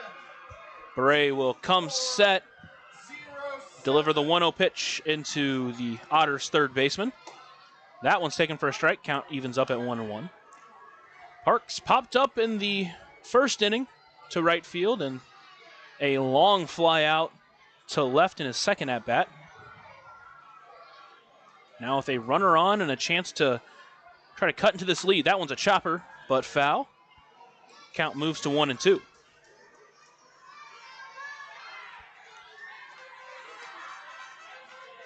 The Otters looking to try to get back in this one. They gave up 2 runs in the top half of the inning. Also had 3 errors in that inning. trail 3-1. 1-2 pitch stays high, count moves to 2-2. Otters had played so well in Bosse Field, especially right before we left for the road trip. But game one, they just couldn't really get things going. The only RBIs coming off the bat of Keenan Taylor. Got a run early, but since then haven't been able to push a run across. Next pitch is fouled back. He stays alive. Count stays at 2-2. Graham Brown, the runner at first. You mentioned the team leading 9 stolen bases on the year. Got a big step over to second on the last one, but came back ultimately. And now Parks awaits the 2-2 pitch. That one is fouled back overhead. An overhead foul ball brought to you by Heads Construction. Choose the best and never regret it. Brought to you by Heads Construction. Choose the best. Haven't seen a lot of pitches here, a lot of pitches up in the zone. So I wouldn't be surprised if maybe Beret tries to go something low with some dip, like a changeup. Count at 2-2 into Paving Parks. That one stays high. Count runs full. So Parks has seen a lot of pitches all day. He's done a good job working out these counts, and he hasn't been rewarded for it yet, but a big moment here in the bottom of the 5th inning. See if they send Brown with the 3-2 count. Wouldn't be shocked if they did. Payoff pitch. That one stays high for ball 4, so another walk. A Deerhead side walk, Cafe and Bar, the second of the inning. And now there are runners on first and second with no one away for L.J. Jones. Looks like this might be it for Beret. And if it is, then he had himself a great start. There is action in the bullpen. Will go to the bullpen, Mississippi will. And that will do it for James Beret. Pitched through 4 innings, 4+ innings. Now leaves runners on first and second with no one away. And when we come back, we'll talk about the new pitcher. You're listening to the Otters Digital Network and on 96.9 WYIR. Originally opening in 2004, Jacobs Village has been a home for adults with disabilities, giving these great residents a wonderful opportunity to live life just like you and me. Jacobs Village mission is to continue building a safe, walkable neighborhood community where people with disabilities and older adults can find meaningful relationships, affordable and accessible housing, and activities to keep their bodies and minds engaged. We can't wait to have Jacobs Village at the ballpark on July 3rd for our annual Red, White, and Blue Night. More information on this great community partner is available at jacobsvillage.org. For the last 5 years, the Evansville African American Museum and the Evansville Otters have partnered together to offer tickets at no cost for the whole family for the Juneteenth Negro Leagues Baseball Tribute. All are invited to celebrate Juneteenth with us on June 19th for the annual Salute to the Negro Leagues game. Pre-game activities start at 4:30 with first pitch scheduled for 5:05. For information on these tickets, fans can stop by the Evansville African American Museum at 579 Sandra Matthews Way in Evansville or any local Evansville-Vanderburgh Public Library. New pitcher in for the Mississippi Mud Monsters is Jeremy Piguero. It's Lantigua still behind the plate. That pitcher and catcher battery is sponsored by the Answer Auto Repair East. Find your battery needs at the Answer Auto Repair East, located at 2319 North Green River Road, or call at 812-475-9000. This will be the first time the Otters face Piguero. The southpaw in his first season of independent baseball, fresh off 4 seasons in the New York Mets minor league system, reached as high as low A ball. So far this year in 4 appearances, pitched to a 3.18 ERA, pitched 5 2/3 innings, given up a couple of runs, including a home run, 8 strikeouts to 5 walks. Big spot here for L.J. Jones coming in against the left-hander. Already with a hit today. You'd really like to break through here with nobody out and a runner in scoring position. L.J. Jones will step into the right-handed batter's box. Runners on first and second with no one away here in the bottom of the 5th inning. First pitch to Jones, lifted high into the air, a pop-up in the infield. It'll be called an infield fly rule. And a quick out number 1 for the new pitcher, Piguero. So L.J. Jones went first pitch hunting. Just got under the fastball that was up and in. And it will lead to Keenan Taylor. He must have saw something on deck that he liked, because L.J. Jones rarely swings at the first pitch. especially on a pitch like that where it's high and tight, not in his zone. Now it's Keenan Taylor who's working on a 1-for-1 day. He walked and came around to score the lone run for the Otters. First pitch into Taylor is taken for a strike. Count moves to 0-1. And Taylor has been all around the Otters offense. He's really been the guy. Both RBIs last night, had one of the runs because of his home run, now the lone run tonight. Now the 0-1 pitch is taken on the corner, and he's behind 0-2. Really like him to find a way to get on base and keep this alive with less than 2 outs for J.J. Cruz, who's on deck. Now the 0-2 pitch into Taylor. That one stays low. Count moves to 1-2. And Taylor, not a guy that strikes out all that often. Only 6 strikeouts on the year. He's a guy that loves putting the ball in play. I mentioned a lot of lefties in the lineup for the Otters. All 4 bench players are righties. So we'll see if they want to utilize them against this left-handed pitching Peguero. But first you got to get to him.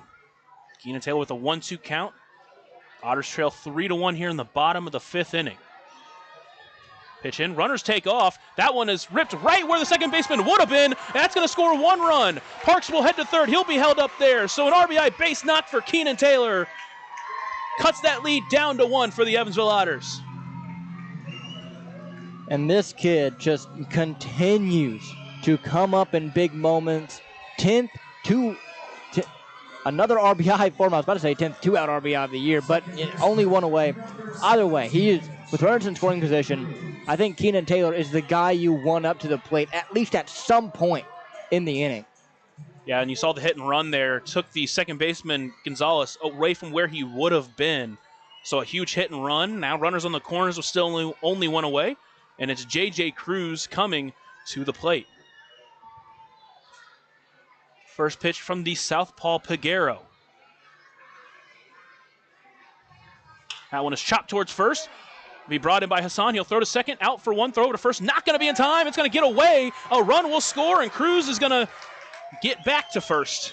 He's going to have to slide back in there. So he beats out the throw at first, and the run scores, and we have a tie ball game here. Productive is really all you need to be with a runner on third and 2 outs. Sharp grounder to first. Hassan did a good job even stopping it on the backhand. But just like that, Otters right back in it. So now it's Logan Brown up to the plate. Still looking for his first hit of the year.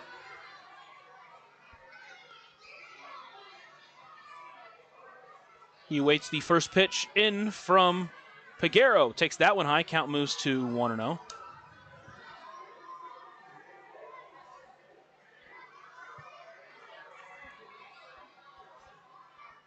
J.J. Cruz at first awaits the 1-0 pitch. That one stays high. Count moves to 2-0 now. Feels like all of these Otters catchers are really good at being patient and waiting for their pitch. He awaits the 2-0 pitch in from Peguero. That one is lifted high and out of play. Count moves to 2-1. You have all 3 of them in a row tonight in Brown, Felix, and Wilbanks. J.J. Cruz over at first, and I will say this about Peguero. He's a really good move home. Really holds that runner at first until he fully decides to go home. Now the 2-1 pitch. That one lifted high into the air into foul territory. It'll be Holt on his way over, but it gets out of play as well, and count moves to 2-2. Brought to you by Best Construction. Choose the best. Never regret it. 2-2 count, 2 away, runner on first, 2 in. Every time a team has scored and taken the lead, the other team has bounced back right away. Now the 2-2 pitch into Logan Brown. He lifts that one a looper, but into foul territory towards left. So all 3 of these for Logan Brown. He's hit to the left side of the field. As I was saying, Evansville scored first in the bottom of the 2nd. Mississippi came right back and scored in the top of the third, and then it was Mississippi getting 2 in the top half of the fifth, and Evansville coming right back in the bottom half to tie it up. 2-2 pitch once again. That one's a chopper. It's going to get past the second baseman, Gonzalez, and another base knock in this inning. Cruz is going to take third. Throw to third's not going to be in time. And now runners on the corners with 2 away as the Otters continue to threaten. First hit of the year for Logan Brown, just a weak grounder up the middle that found the perfect spot to get through into shallow center field. Now, once again, a spot for Justin Felix with a runner in scoring position. Well, should say that all 3 of the runners that scored will be charged to James Beret. So Pegueros giving up a couple of hits. A couple runs have scored on his watch, but neither of them are attributed to him. But both of these runners on the corners are. With 2 away, it'll be Justin Felix at the plate. First pitch lifted high in the deep to left field. Back at the wall. That one is gone. Justin Felix attacks the first pitch fastball and sends it out of the park. And the Otters take a 3-run lead here in the bottom of the 5th inning.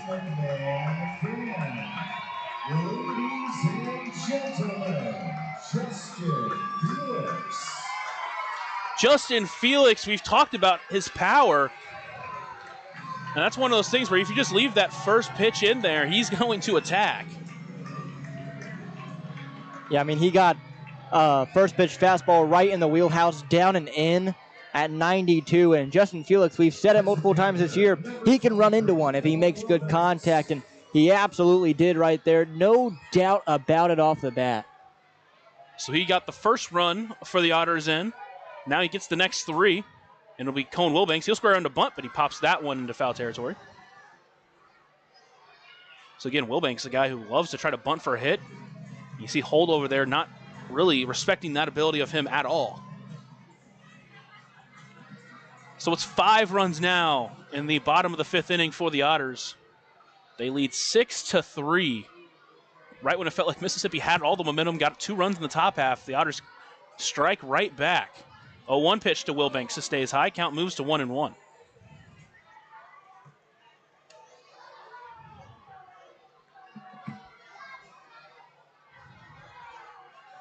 Wilbanks in the left-handed batter's box looks to try to extend this Otters 5th inning. 0 for 2 in the day with a strikeout. He waits the 1-1 pitch. That one stays inside. Count moves to 2-1.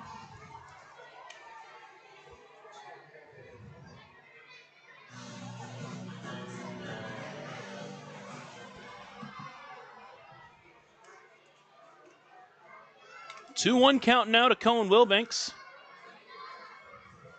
Peguero delivers. That one stays high. Count now at 3-1.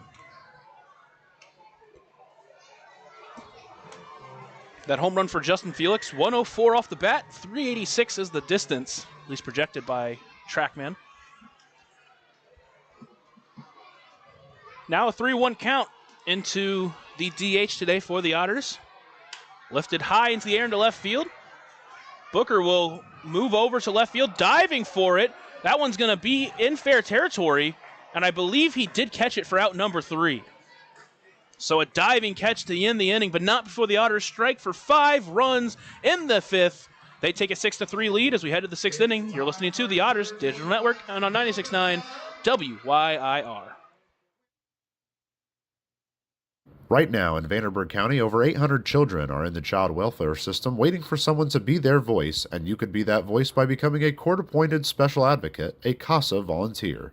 Donating just a few hours a month of your time can change a child's life forever. Vanderburgh County CASA invites you to join them. Stand up, speak out, be for the child, be a CASA. For more information, visit vandcasa.com. That's VAND-CASA.com. Ballet Indiana is made up of local ballet professionals, dedicated parents, and community members in order to provide unique and life-enriching experiences for hundreds of young dancers, while carrying out their mission to inspire a lifelong appreciation for dance for both our dancers and the Evansville community. More information on Ballet Indiana and information about their upcoming performances is available at balletindiana.org.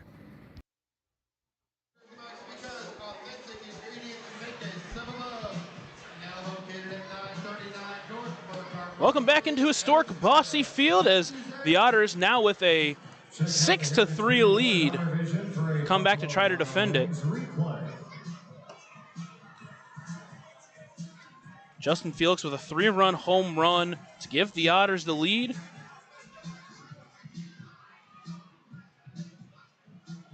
Otters with a call to the bullpen. 21. It'll be Ryan Wiltsey to take the mound as he tries to defend this Otters 3-run lead.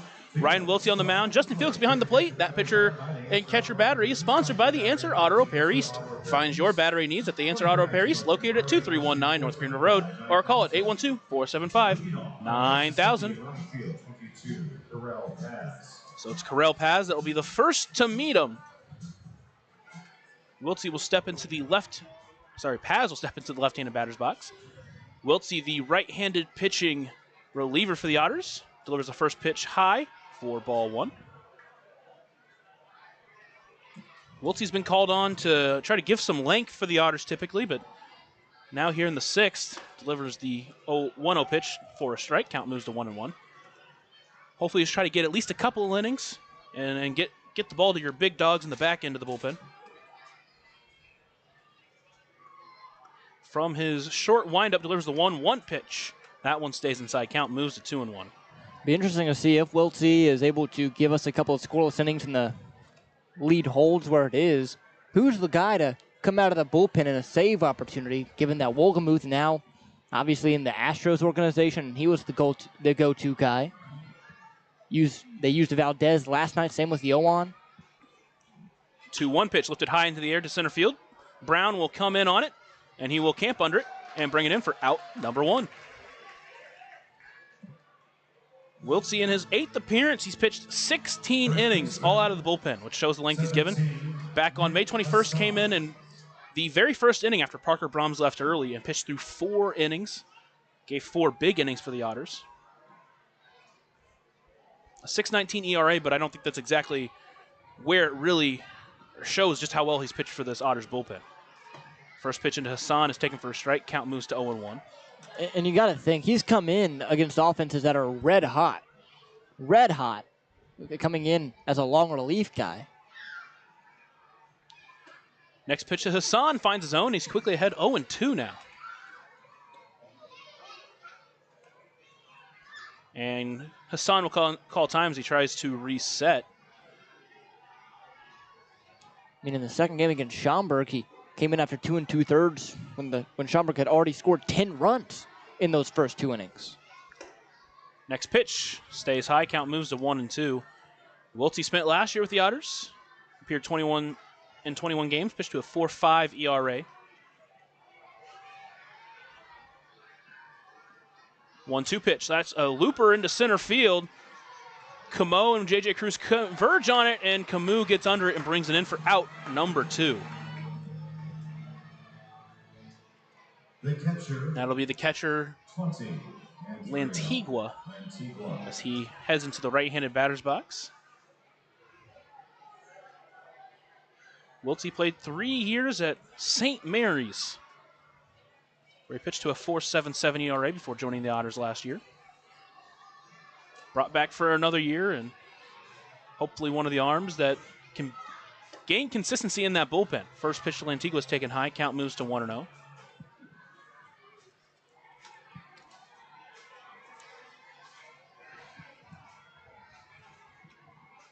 Next pitch in from Wiltsey in the dirt. Count moves to 2-0.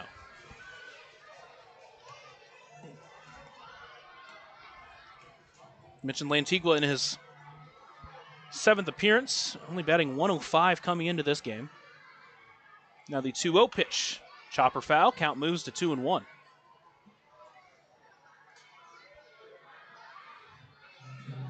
Spent 3 seasons in the minors, mostly with the New York Mets organization, but spent part of 2024 with the Rockies organization.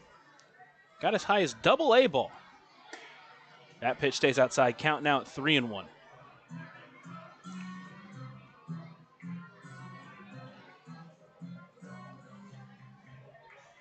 Steps back into the right-handed batter's box. Wiltsey got 2 quick outs. Now 3-1 pitch. That one's lifted high into the air. A high pop-up on the left side of the field. It's Alay Camus who will camp under and bring it in for out number 3. So Wilty gets 3 quick outs.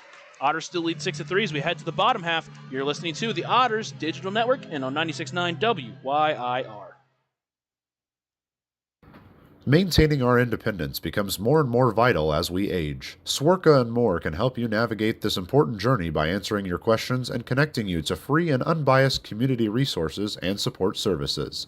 If you are seeking advice for yourself or a loved one, let Swerka be your first call.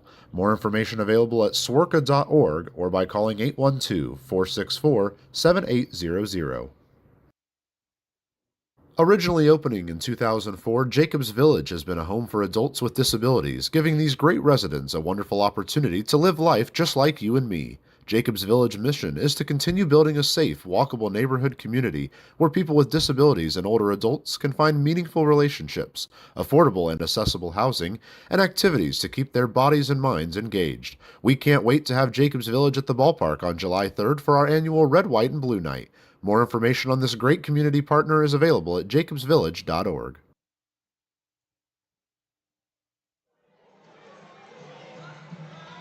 New pitcher on the mound for the Mississippi Mud Monsters, Tyree Thompson. He comes in with a 2.13 ERA, pitched in 12 2/3. Thompson is on the mound. Lantigua still behind the plate. That pitcher and catcher battery is sponsored by the Answer Auto Repair East.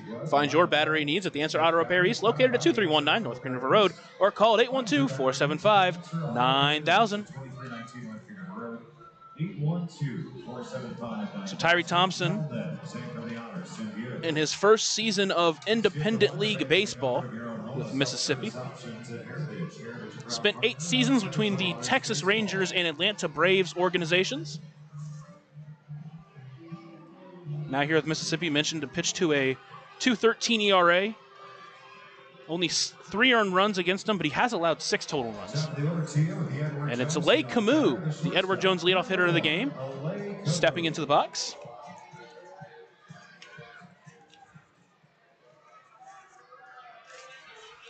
First pitch, swinging for Camus.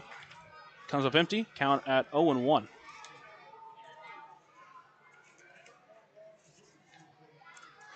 Works quick, next pitch to Camus, stays outside, count moves to 1-1. Thompson's just a guy who's going to take the ball and go. He is not wasting any time. Next pitch to Camus fouled off, count moves to 1-2. Sitting around low 90s on that fastball, working Camus away in the zone to start.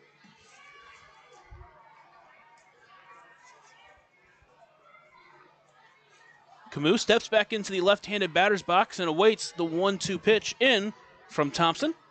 Takes that one outside, count moves to 2-2.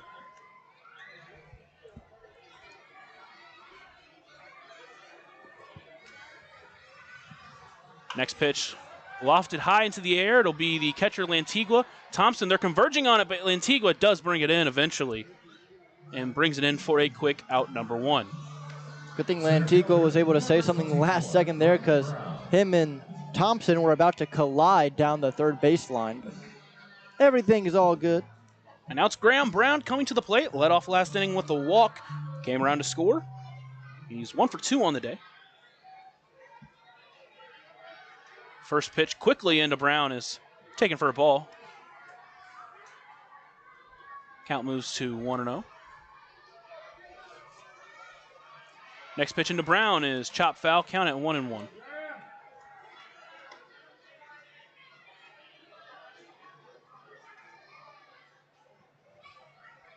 Thompson comes set, quickly will deliver the 1-1 pitch. That one's a chopper towards third. Holt will bring it in. A long throw over to first is in time. So quickly 2 away here in the home half of the 6th. We'll bring up Paven Parks. Third baseman, number 11, Paven Parks. Parks trying to work on his 0 for 2 day. He walked and came around to score in the 6th inning as well.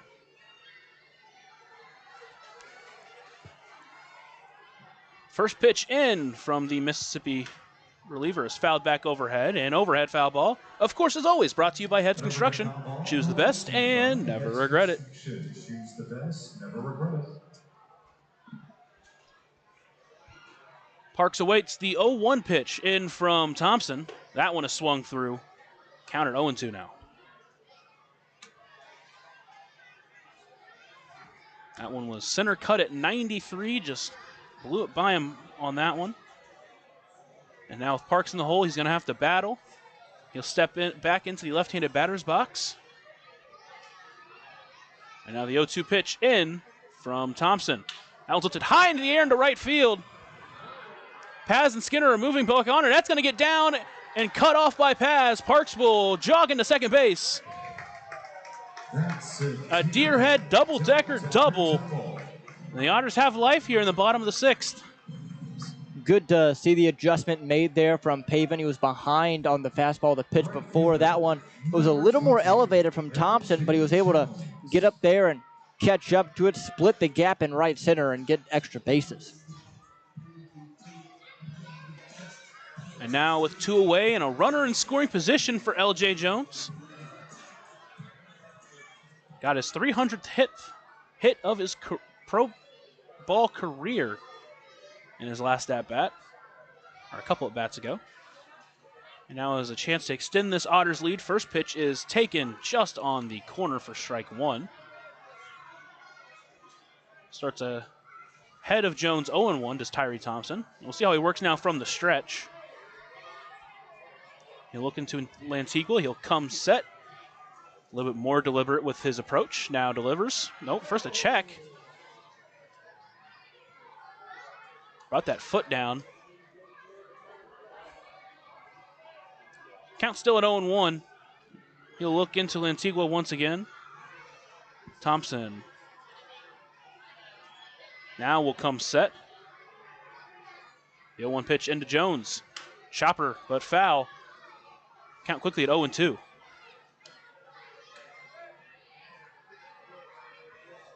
Jones calls time as he tries to readjust. We were talking about the Otters trying to get that big hit, but the fifth inning is full of those big hits. Yeah, they really were, and a lot of them came with 2 outs, which is a good sign. And then obviously the big Justin Felix 3-run homer just gives a lot of momentum to this offense, which struggled yesterday. 0-2 pitch into Jones, taken in the dirt. Count moves to 1-2. And another big opportunity here. Obviously, you have a 3-run lead, but you'd love to extend it even more, and you got a chance to get that runner in from home, or from second, rather. Thompson will switch baseballs. Jones will step back into the right-handed batter's box. Jones with his tall stance awaits the 1-2 pitch in from Tyree Thompson. That one way outside, doesn't get all the way back to the wall, and Parks will jog about as slowly as he can to third. Count it 2-2. And that was one of those that bounced up and hit the net. So Parks didn't really have to worry about how long it took to get over there because Lantigua had to go all the way back to the wall to get it. I don't think he just lost the control on that fastball. Counts now at 2-2. Parks at third. L.J. Jones at the plate. That one gets high. I think it actually might have nipped L.J. Jones there on the hand potentially. I think you could tell by his reaction. And the way his stance is, when he leans into it, the elbow gets exposed, the back elbow. And it never feels good, especially on a fastball. Oh, now we have a conversation between the pitcher Thompson and L.J. Jones having words, and the benches are going to clear. L.J. Jones was walking down to first, and Lantigua was mouthing at him. I'm not sure who started it, but now everybody around just to the right of the pitcher's mound. Looks like L.J. Jones and Tyree Thompson are still having words.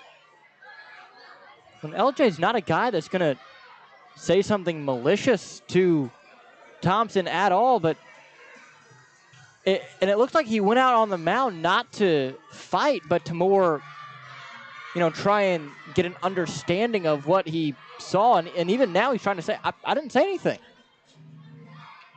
That was there were no pushes, there were no punches thrown, but there were definitely some words spoken. And now the umpires are having a conversation on the mound with the pitcher, Tyree Thompson.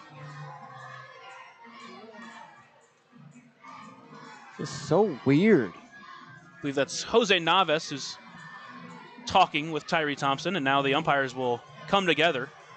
Yeah, Navas is he is the crew chief. He's gonna get everyone together and see if there's, if they need to eject anybody or need to issue any warnings, which I think would be the smart thing to do here in this situation after something like that happened, is to issue a warning to each bench. But again, I don't think Jones said anything to him that is malicious, because again, that's just not the guy that LJ is. Either way, there are runners on first and third now with 2 away, and it will be Keenan Taylor at the plate. You mentioned runners in scoring position. No one else you'd rather have up. Still conversing at the mound. Looks like we will have a warning to both benches. No one ejected. And now it's Keenan Taylor who will come back up to the plate. I think that's a smart move there, because I don't think anything that just happened warranted an ejection, but definitely want to give warning so nothing gets out of hand. And you wonder if Tyree Thompson, a guy who obviously likes to work fast, Yeah. is basically telling him, hey, get down there, get down there. I mean, I'm not going to try to assume what he was talking about, but, LJ Jones obviously jumped out of the box initially and ran around, then came back to first. First pitch into Taylor. First pitch swinging, a high pop-up into right field. It'll be Roberto Gonzalez. Comes under it. Right fielder Paz was almost under it as well. And it's caught for out number 3. Otters threaten but don't score any. Still lead 6-3 as we head to the 7th. You're listening to the Otters Digital Network and on 96.9 WYIR. For the last 5 years, the Evansville African American Museum and the Evansville Otters have partnered together to offer tickets at no cost for the whole family for the Juneteenth Negro Leagues Baseball Tribute. All are invited to celebrate Juneteenth with us on June 19th for the annual Salute to the Negro Leagues game. Pre-game activities start at 4:30 with first pitch scheduled for 5:05. For information on these tickets, fans can stop by the Evansville African American Museum at 579 Sandra Matthews Way in Evansville or any local Evansville Vanderburgh Public Library. Right now in Vanderburgh County, over 800 children are in the child welfare system waiting for someone to be their voice, and you could be that voice by becoming a court-appointed special advocate, a CASA volunteer. Donating just a few hours a month of your time can change a child's life forever. Vanderburgh County CASA invites you to join them. Stand up, speak out, be for the child, be a CASA. For more information, visit vandcasa.com. That's VAND-CASA.com. Ballet Indiana is made up of local ballet professionals, dedicated parents, and community members in order to provide unique and life-enriching experiences for hundreds of young dancers, while carrying out their mission to inspire a lifelong appreciation for dance for both our dancers and the Evansville community. More information on Ballet Indiana and information about their upcoming performances is available at balletindiana.org.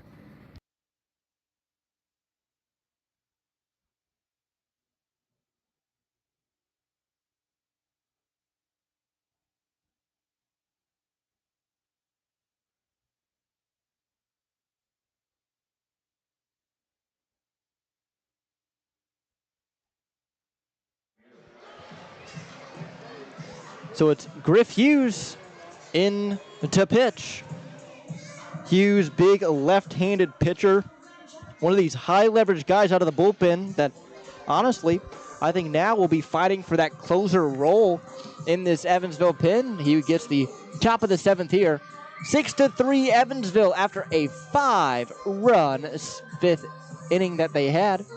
I'm Riley Andrew alongside Lucas Macklin here with you for some Wednesday afternoon baseball. Griff Hughes obviously was already one of the most trusted arms out of the bullpen, and depending on what moment he's called into, he could definitely be in line for some saves. Comes here in the 7th inning, just try to once again shut down this Mud Monsters offense. It'll be Kasten Furr, the batter. First pitch. Squares around, puts one down, but it's literally right back at Griff Hughes, who tosses easily to first base for the first out. Thank you very much for that one. And it brings up Braylon Skinner. This is already Hughes' 5th appearance and 19 strikeouts to 2 walks, an absurd rate so far for Griff Hughes this year. Braylon Skinner. Braylon Skinner is 2 for 3. He's gotten a triple and a double. 2 RBI for him as well. The first pitch, swung on and missed on the slider, 0-1. Hughes, a guy where it feels like lefty v lefty, is such a hard matchup with how lanky he is, and the arm slot he uses, kind of a 3/4 arm slot. The 0-1 outside, 1-1. Only 3 lefties in this lineup, though, and Skinner, Booker, and Paz, for Mississippi anyway. As Hughes sets, hands belt high, the 1-1. Swung on, fouled right back, 1-2. Hefty hack there from Skinner. Again, came into the game with only 2 extra base hits and has 2 already today and looking for something big there. A little league home run, I guess, for him in the 5th, given the error and him able to jog home after the triple. The 1-2. Swung on and missed, strike 3. Made him look silly on a pitch in the dirt. First strikeout for Griff Hughes. Hoosier Lottery strikeout batter of the game.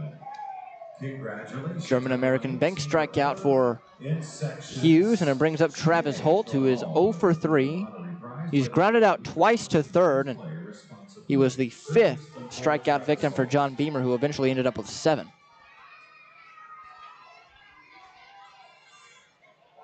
First pitch to him as Hughes kicks fires in the dirt, 1-0.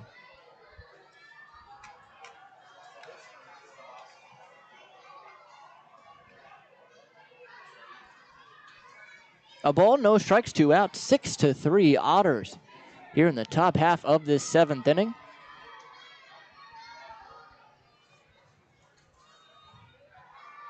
The pitch in there at the letters for a strike, 1-1.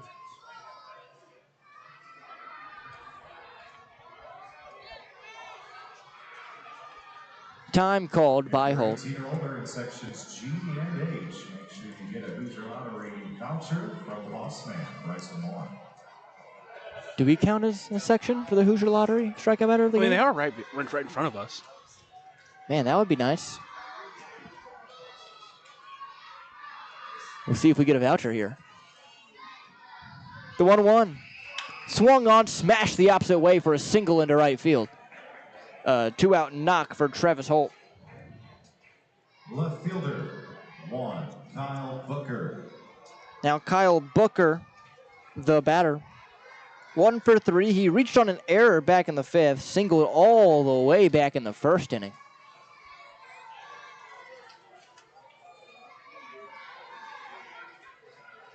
He's a left-handed hitter. A decent lead over there at first by Holt, as the first pitch is taken outside for a ball, 1-0.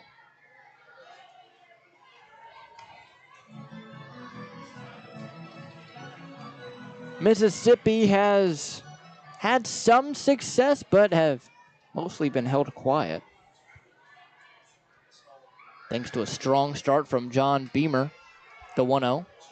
Swung on, high pop-up, foul territory, first base side. Drifting over is Logan Brown near the chain link fence, and he's going to make the catch for out number 3. So Griff Hughes gives up a hit, but overall a quick 7th inning of work. We go to the bottom half. 6-3 Otters on the Otters Digital Network, 969 WYIR.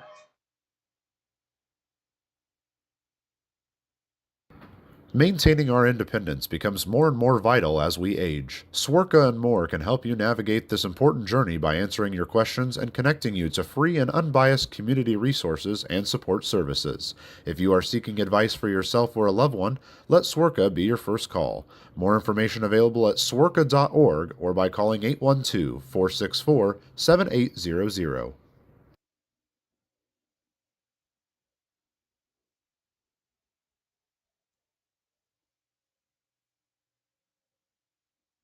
Originally opening in 2004, Jacobs Village has been a home for adults with disabilities, giving these great residents a wonderful opportunity to live life just like you and me. Jacobs Village mission is to continue building a safe, walkable neighborhood community where people with disabilities and older adults can find meaningful relationships, affordable and accessible housing, and activities to keep their bodies and minds engaged. We can't wait to have Jacobs Village at the ballpark on July 3rd for our annual Red, White, and Blue Night.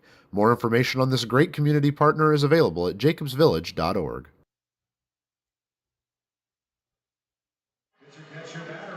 A new pitcher enters, Zach Morris, the new left-hander, into the ballgame. Tyree Thompson exits after only an inning of work, gave up a hit, no runs, no walks, no strikeouts, but did manage to clear both benches. Zach Morris, the new guy, we'll see how he does here against Evansville. He will face two left-handers in this bottom half of the order. If it were to get to four batters, he would face four lefties. So a smart move by Jay Pesci, the manager for the Mud Monsters. This will be the third time we've seen Zach Morris. Saw him a couple of times in Mississippi. Pitched 2 total innings, struck out 3, only gave up 1 hit. So he had the number back in Mississippi. We'll see if the Otters can try to find something here. First pitch to J.J. Cruz. Squares around a bunt, pops it foul, 0-1.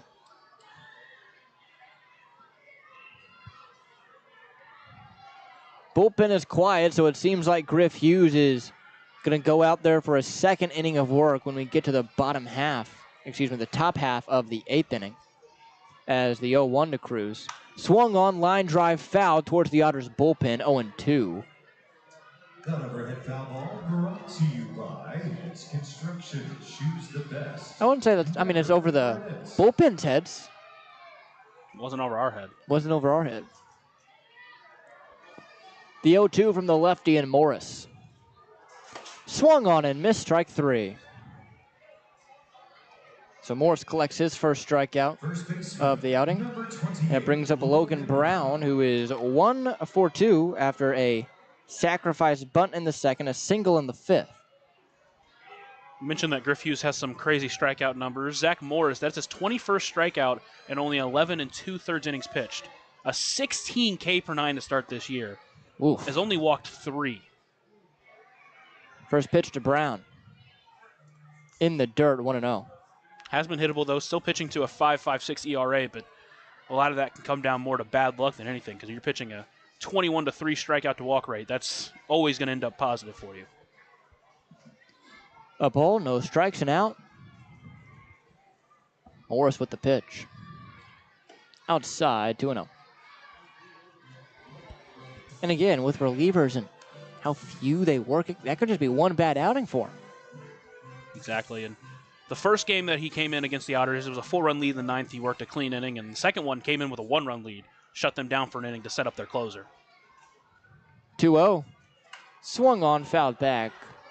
And the count is 2-1. That's why you got to always pay attention for foul balls.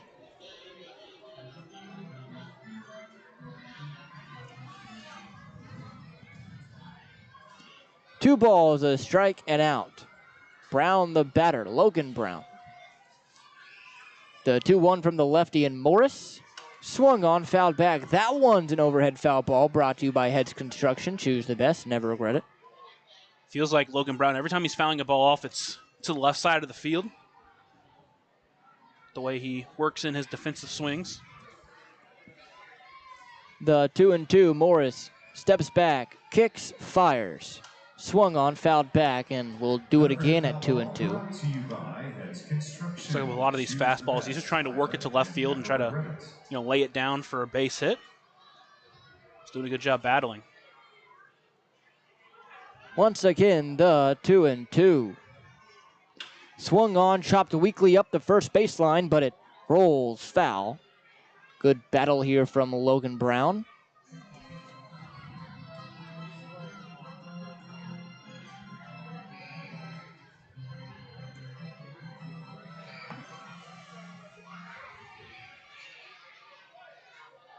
Morris agrees with Lantigua and the pitch. Swung on and missed, strike 3. Second strikeout for Morris, and it brings up Justin Felix, who in his last at-bat blasted a 3-run, a home run over the left field fence to put the Otters in front 6-3.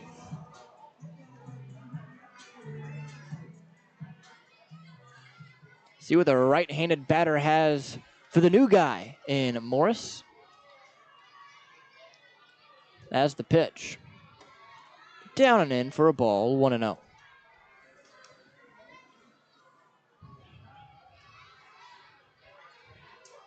Evansville looking for their first win against this Mud Monsters team. The 1-0 pitch. Inside 2-0. Not only in 2025, but in franchise history, I guess, even though the Mud Monsters are only around here in 2025 in the Frontier League.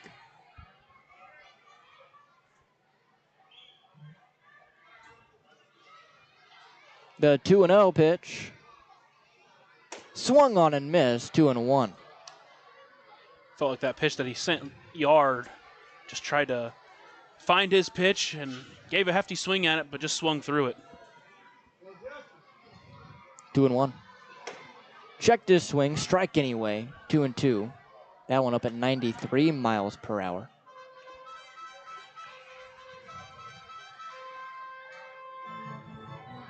See what Felix does here with 2 balls, 2 strikes, 2 outs. Bottom 7, 3-run lead for Evansville at 6-3. The pitch. Swung on, chopped foul, good battle. Will do it again.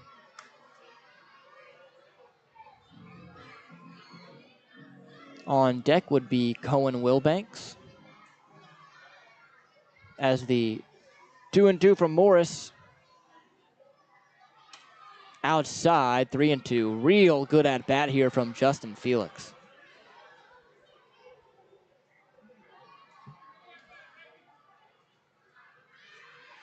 Felix sets on the right-handed side. Morris looks in, deep breath.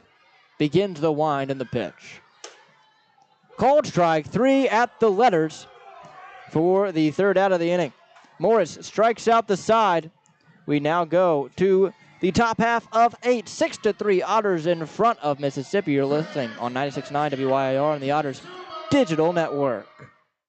For the last 5 years, the Evansville African American Museum and the Evansville Otters have partnered together to offer tickets at no cost for the whole family for the Juneteenth Negro Leagues Baseball Tribute. All are invited to celebrate Juneteenth with us on June 19th for the annual Salute to the Negro Leagues game. Pre-game activities start at 4:30 with first pitch scheduled for 5:05. For information on these tickets, fans can stop by the Evansville African American Museum at 579 Sandra Matthews Way in Evansville or any local Evansville Vanderburgh Public Library.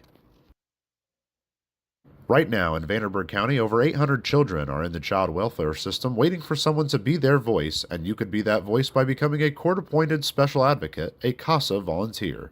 Donating just a few hours a month of your time can change a child's life forever. Vanderburgh County CASA invites you to join them. Stand up, speak out, be for the child, be a CASA. For more information, visit vandcasa.com. That's VAND CASA.com. Top 8, Griff Hughes out for a 2nd inning of work. He'll face the middle of the order in Taekwon Forbes, Roberto Gonzalez, and Corel Paz. He worked a clean inning.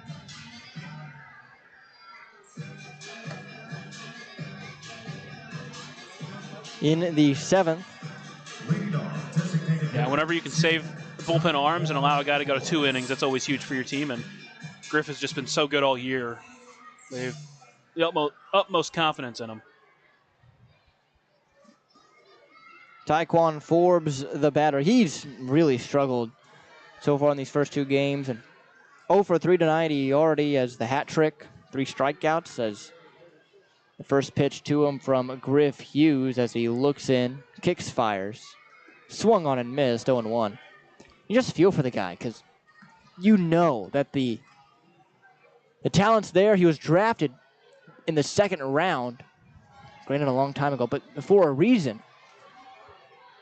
As the 0-1 from Griff Hughes, swung on, popped up, drifting, foul, and out of play. Actually, that's overhead. So that overhead foul ball brought to you by Heads Construction. Choose the best, never regret it.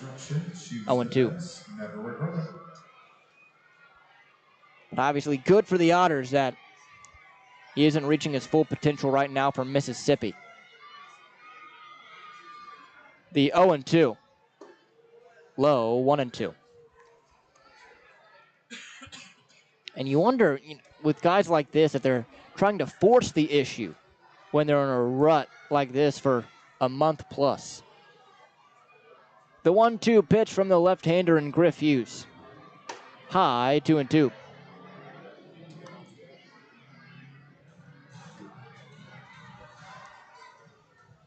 Two balls, 2 strikes, nobody out. Top half of the 8th, Evansville in front during this matinee Wednesday matchup. The pitch. Swung on, grounded hard, backhanded pick by Park, sets his feet, throws across the diamond in time for out number 1. That was the pitcher's arm that showed up on that throw. That was a long, long throw. He did good to, first off, even just get the pick, and then to set his feet and deliver a strong throw the full length of the diamond. That is a huge out. Second baseman. And a fantastic play for Paving Parks. Roberto Gonzalez. Now Roberto Gonzalez. He's 2 for 3 tonight. He also has stole a base in this game. First pitch. In there for a strike, 0-1 on the inner half. Gonzalez didn't seem to agree.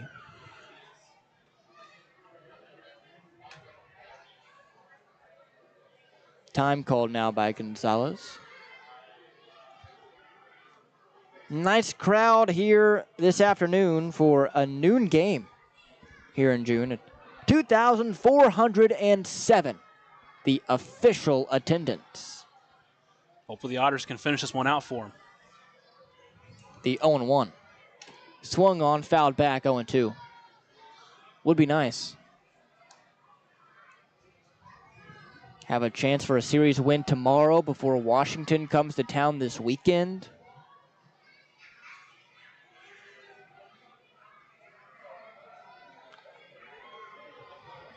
No balls, 2 strikes, and an out. The pitch. Up and in for a ball, 1-2. I feel like that series against Washington, that's a big one. Because not only do you have that, but in the very next series, you're away in Lake Erie. So you have the 2 leaders of the Central Division back-to-back.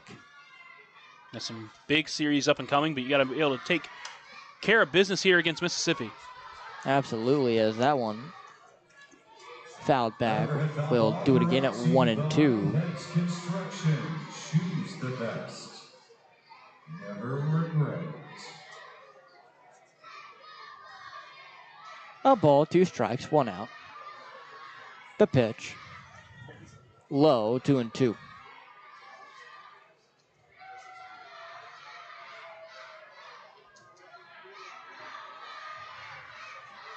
No one up in the bullpen, so they're going to trust Hughes to end out this inning. And unless he gets himself into some deep trouble, I would assume that's going to stay. That one high, deep to left. Back on it, Taylor. See ya. An absolute bomb from Roberto Gonzalez gets the Mississippi Mud Monsters one back. It's 6-4 now.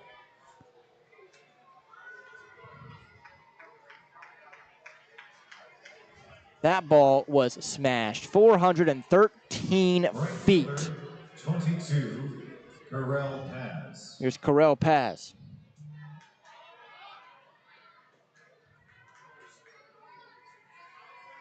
Evansville still in front, though. Paz stands in, lefty v lefty the matchup, and the first pitch to Paz from Hughes is swung on, high fly ball to right, not deep. Right center as Brown is under it, makes the catch for the second out. It's a good job by Griff Hughes there to get back into this game. Obviously, you give up a home run, but you still have a 2-run lead. You still got to be able to protect the lead, and went out there, wasn't worried about his stuff, trusted it, and got a quick out there from Corel Paz. Now Nick Hassan, 0 for 3. Grounded into a fielder's choice back in the fourth. That's the only time he's reached this afternoon. Right-handed hitter awaits the first pitch and takes it for a strike, 0-1. It's good to see him being aggressive after that home run. No balls, a strike, 2 away. The pitch. Just left it outside, I guess. Count 1-1. Be interesting to see, I mean, who they get up and warming in the bottom of the eighth, or if they just stay with Hughes and for a third frame. He hasn't been stretched out that far. The 1-1 swung on, fouled back, 1-2. Longest he's gone is 2 innings.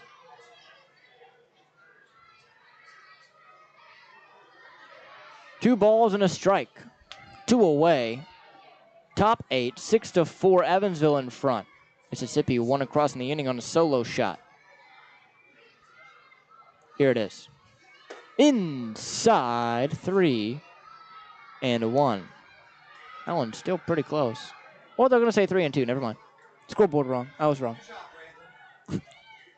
3 balls, 2 strikes, 2 outs.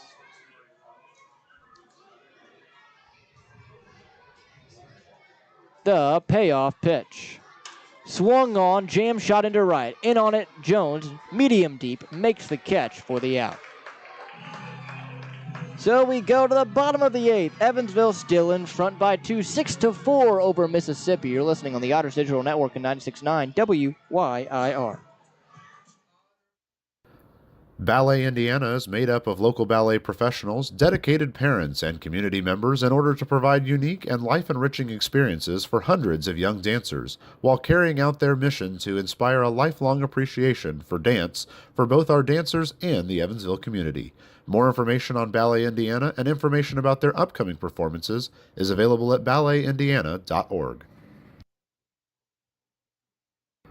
Maintaining our independence becomes more and more vital as we age. Swerka and More can help you navigate this important journey by answering your questions and connecting you to free and unbiased community resources and support services. If you are seeking advice for yourself or a loved one, let Swerka be your first call. More information available at swerka.org or by calling 812-464-7800.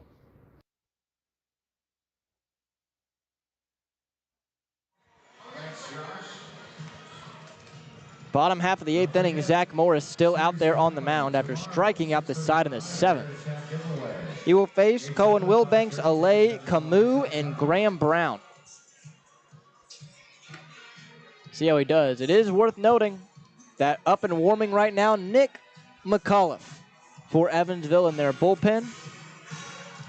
So in the top of the 9th, it seems like it's going to be him who gets the save opportunity. The catcher Lantigua on that throw down to second. He didn't throw it to second, threw it more to center field. That was, let's just say if the Otters steal, I hope he throws it like that again. Designated hitter. Number 23. Here comes Cohen Wilbanks. He is 0 for 3 tonight. Strikeout and 2 flyouts. Noted that a couple of times he squared around a bunt on the first pitch. Third baseman Holt playing back. Doesn't square around and fouls it off on the first pitch, 0-1. It's a good observation, though. I wouldn't be surprised if at some point in this at-bat he maybe puts one down. The 0-1 catches the outer edge for a strike, 0-2.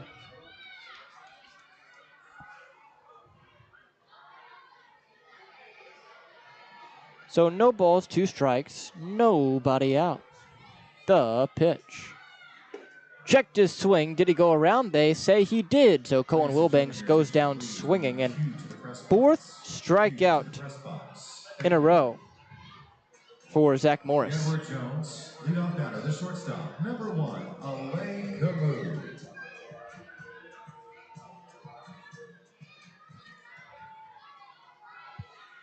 Alay Camus stands in. First pitch to the left-handed hitter is taken for a strike. Man, Morris is just filling the zone. Say last couple of batters, he's been getting that outside part of the plate stretched out a little bit as the day's gone on. The 0-1. Swung on, high chop up the middle. Over to it, second baseman Gonzalez throws across his body, not able to scoop it over at first as Hassan. So Alay Camus will reach with one away. That's going to be an infield single for Alay Camus. I do think he earned the single. That was a high chopper. It was a tough play there from the second baseman, Roberto Gonzalez. It was a throw in the dirt, but I think Camus potentially would have beaten it out anyways. Now Graham Brown, who is 1 for 3, a single, a walk for him today. And the first pitch to him is taken inside for a ball, 1-0.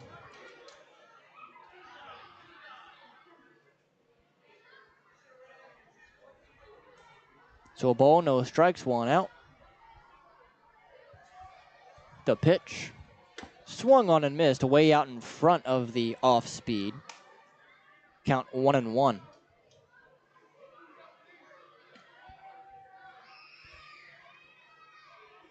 Morris works quickly, fires. Swung on, bounced to short. Fielded by Furr to second for 1. Throw to first in time for an inning-ending double play. So we go now to the top of the 9th. Otters looking to close one out here at home. 6-4, Evansville leads it. You're listening on the Otters Digital Network and 96.9 WYIR. Originally opening in 2004, Jacobs Village has been a home for adults with disabilities, giving these great residents a wonderful opportunity to live life just like you and me. Jacobs Village mission is to continue building a safe, walkable neighborhood community where people with disabilities and older adults can find meaningful relationships, affordable and accessible housing, and activities to keep their bodies and minds engaged. We can't wait to have Jacobs Village at the ballpark on July 3rd for our annual Red, White, and Blue Night. More information on this great community partner is available at jacobsvillage.org. For the last 5 years, the Evansville African American Museum and the Evansville Otters have partnered together to offer tickets at no cost for the whole family for the Juneteenth Negro Leagues Baseball Tribute. All are invited to celebrate Juneteenth with us on June 19th for the annual Salute to the Negro Leagues game.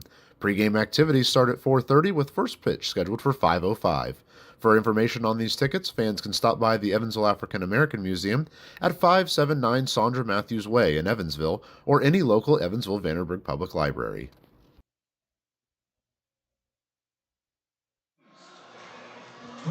Nick McAuliffe in to pitch.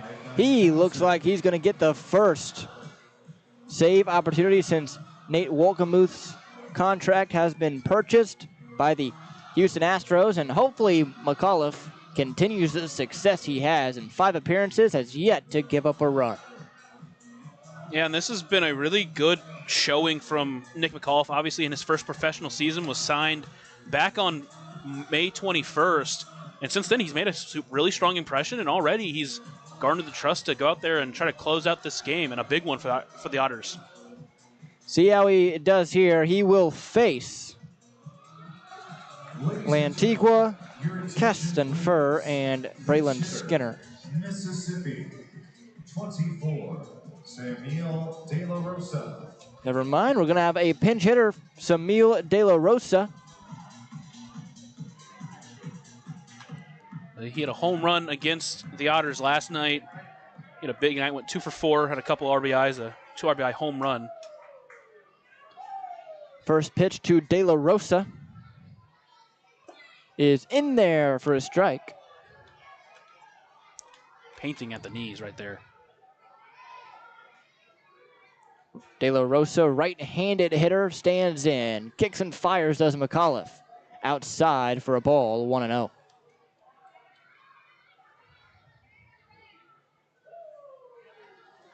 Evansville looking for their first win of this homestand.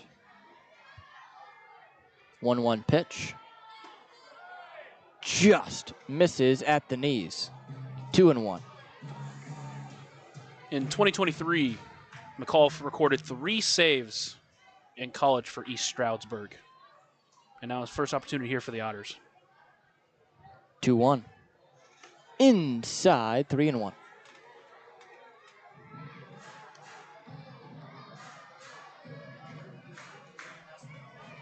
McAuliffe looks into Felix, nods, big, deep breath, kicks, fires. Down and away, ball for De La Rosa. Draws a leadoff walk here in this 9th. And that's really the last thing you want to do is walk a pinch hitter.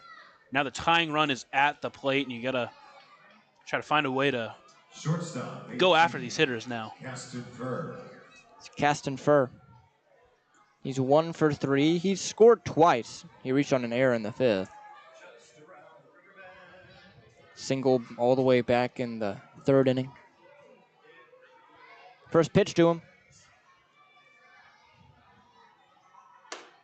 Tried to go on the front door with the breaker, but missed. 1 ball, no strikes.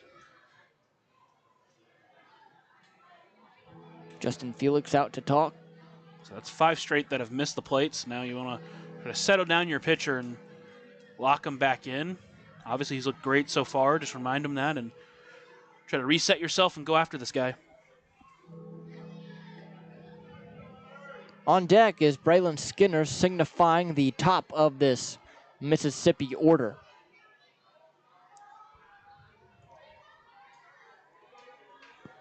Count 1 ball, no strikes.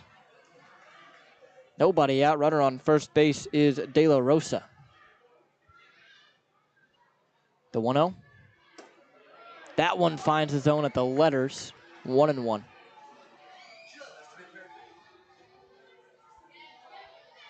A ball, a strike, nobody out. 2-run lead for Evansville, top of the 9th. McAuliffe looking for his first career save. The 1-1. Swung on and missed, 1-2. Pulled the string and got him out in front on that one, and now you've got him right where you want him. See what McAuliffe wants to do here to try to get this guy out.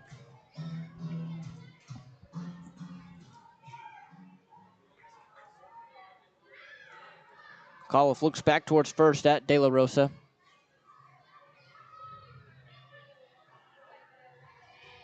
Now the 1-2. Swung on, soft tapper foul. We'll do it again at 1-2. Surprised Fur was able to go down and get that one. That was about as low can get. McAuliffe once again will deliver a 1-2. Sets out of the stretch. Here it is. Swung on another soft foul ball, and we'll do it again. Hot, muggy day here in southern Indiana and across the tri-state area here. It's 3 straight off-speed pitches from McAuliffe.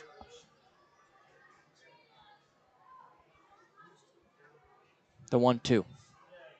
Down and away, 2-2. So they're making him work. Here in this 9th, still nobody away. Wind still blowing out to left.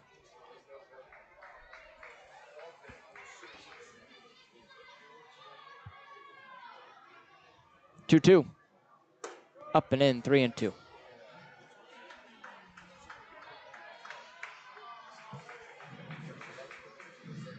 McAuliffe trying to zero in that zone. Another deep breath. Looks back towards first at De La Rosa and sets. Hands belt high. The payoff. Swung on, chopper to second. Cruz fields to second for 1. Flip to first in time for a double play. There's our Oh boy, is that big. double play. Felt like McAuliffe just couldn't locate that fastball, but he gets that one in there, and Sections. a huge bouncing 10 double and 11 play go home with turned by Use your Cruz line, over to ensure Camus, play ball with finished by Logan Brown, and play responsibly. what a 10 way to and take the 11. air out of your opponent, because now all of a sudden tying run is back on deck. Braylon Skinner stands in. He's a dangerous hitter at the plate, at least when he gets on the bases. He's 2 for 4 the pitch. Inside, Ladies and 1-0. gentlemen, your attention, please. We need Kavian O'Kelly to meet your party in the main tunnel. Kavian O'Kelly, meet your party in the main tunnel. The 1-0 pitch from McAuliffe. Out, never mind. In there for a strike. 1-1. This is 5, Braylon Skinner batting. A ball, a strike, 2 outs. McAuliffe, deep breath, steps back, kicks, fires. Inside, got him on the ankle. Once again, So McAuliffe just yanking that one in. Now you have Braylon Skinner, who will go to first. Still going to try and walk it off, as again, getting him on the ankle, and the athletic trainer is going to come out and give him a look. It still feels like McAuliffe is struggling to find the fastball right now. That one, he pulled a fastball right at Braylon Skinner.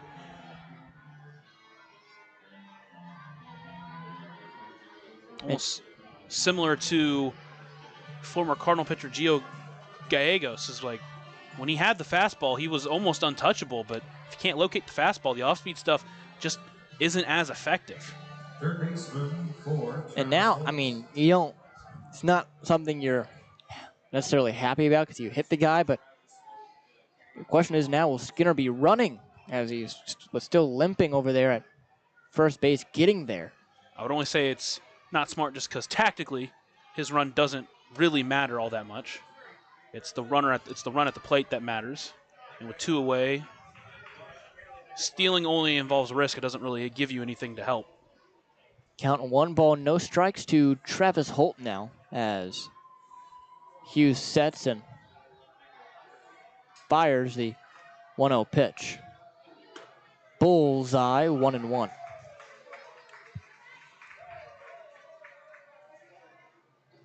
Holt tonight 1 for 4. Singled in the 7th. That's his only knock. McAuliffe out of the stretch. The 1-1. Swung on, popped it up behind the plate. That overhead foul ball brought to you by Heads Construction. Choose the best, never regret it. Got one in, hopefully, the final inning.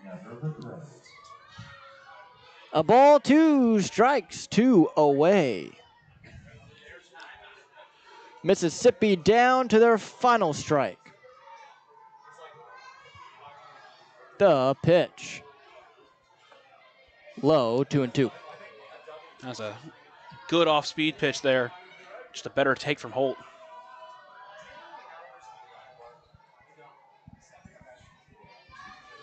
Two balls, 2 strikes, 2 outs. Runner on first. 2-run ball game. Top 9. McAuliffe sets the pitch.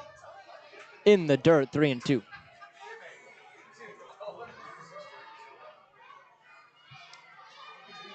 So we'll have a payoff now from McAuliffe into Travis Holt. You're asking about Skinner running. I have a hunch that he'll be running on this pitch. Yeah. Payoff pitch, 2 away.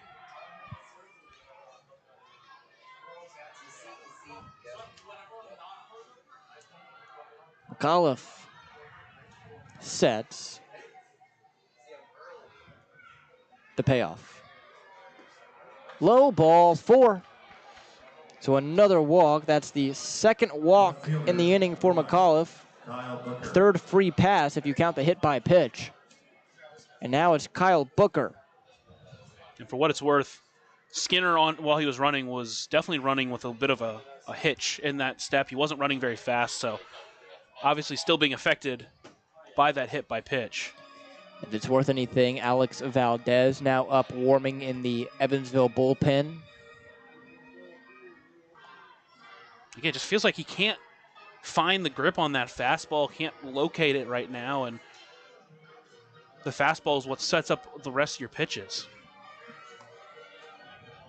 All he needs is one out. With Kyle Booker standing in.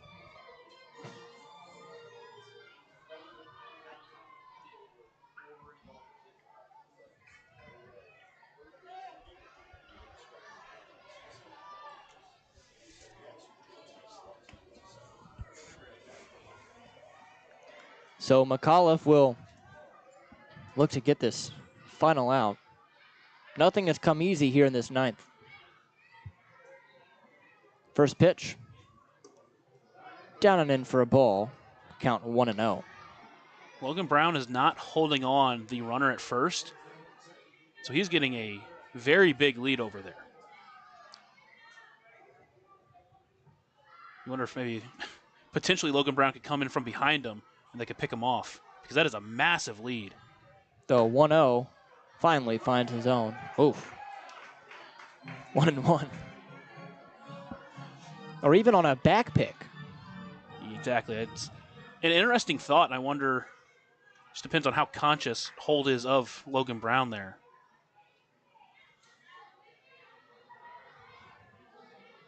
The 1-1. Swung on, chopped softly to second. This should do it. Cruz to first in time for the out. And Otters win 6-4. The final, Nick McAuliffe. It was interesting, but his first career professional save. Yeah, and worked through a little bit of control issues there, but was able to get the job done. The Otters take home a big win, and now a chance to take the series tomorrow. When we come back, we will be on the Papa John's post-game show. We'll see you in a bit here on the Otters Digital Network, 96.9 WYIR. Right now in Vanderburgh County, over 800 children are in the child welfare system waiting for someone to be their voice, and you could be that voice by becoming a court-appointed special advocate, a CASA volunteer. Donating just a few hours a month of your time can change a child's life forever. Vanderburgh County CASA invites you to join them. Stand up, speak out, be for the child, be a CASA. For more information, visit vandcasa.com. That's VAND-CASA.com. Ballet Indiana is made up of local ballet professionals, dedicated parents, and community members in order to provide unique and life-enriching experiences for hundreds of young dancers, while carrying out their mission to inspire a lifelong appreciation for dance for both our dancers and the Evansville community. More information on Ballet Indiana and information about their upcoming performances is available at balletindiana.org. Welcome into the Papa John's post-game show. Papa John's is the official sponsor of the Otters pregame and post-game shows, available every game night, 20 minutes before and 10 minutes after each Otters game on the Otters Digital Network, the home team network, and now on 96.9 WYIR. 6-4 in favor of the Evansville Otters here in this one. A hard-fought battle, but a 5-run fifth lifts the Otters to this victory. Nick McAuliffe locking down the saves. John Beamer with a win. That was John Beamer's first win of the year, and he really showed up. No walks, 7 strikeouts, a very similar performance we've seen most of the year. Only gave up 2 earned runs, 3 total, one of those coming off an error. And really, outside the defense, letting him down, honestly, a little bit in the bottom half, or the top half of the fifth.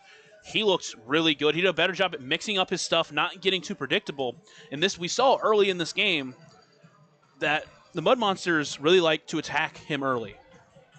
And once he noticed that, he started changing up, throwing in more of those first pitch off speeds and missing the plate a little bit on those first pitches. He's a guy that loves to get out ahead, but if you're consistently throwing similar pitches in the first pitch of an at-bat, eventually they're going to catch on to you and they're going to hit you hard. And I think that's kind of what we've seen so far this year, but he did a good job, really good job of mixing stuff up today. Wiltsey came in and pitched well. Griff Hughes, excellent as always. And then McAuliffe, first save of his career, worked through a little bit of command issues, but got the job done. And offensively, at the start, it was a bit of a struggle, but once we got into the game, they found their groove. Justin Felix, a huge 3-run home run in the 5th inning, and then that was enough to get this team over the top, and the bullpen coming in, shutting it down, as you said. Huge win for Evansville here. And really, up until that Justin Felix home run is a little bit of small ball. You had Keenan Taylor get a base knock because of a hit and run, scored a run there, runner on third. Then J.J. Cruz legs out to stop the double play. Another run comes in to score, and then Logan Brown, his base knock, and then it sets up the Justin Felix first pitch ambush way over the fence, and that was the difference in this ballgame. And now tomorrow, a chance to win another home series here in Bosse Field. And that would be big because you win this series tomorrow, you have so much momentum going into the next couple of series against division leaders. Yeah, and tomorrow they'll have a chance to go with Adrian Montilva, who's looked really good in his last 2 starts. He's been a guy that's really stepped up big time, especially with a couple of pitchers, being hurt or getting cut, and he's really stepped up and pitched well. And he's going to have an opportunity to really set the stage for the Otters and hopefully see this offense continue to shine in games like this. And again, it seems like Bosse Field is the place to be for Evansville this year. They improved to 9-13 overall, now 8-5 on the road compared to a 1-8 road record. It seems like there's something about this place that feeds this team. Yeah, it really is. They just happen to play better here, and obviously being on the road is tough, but you still...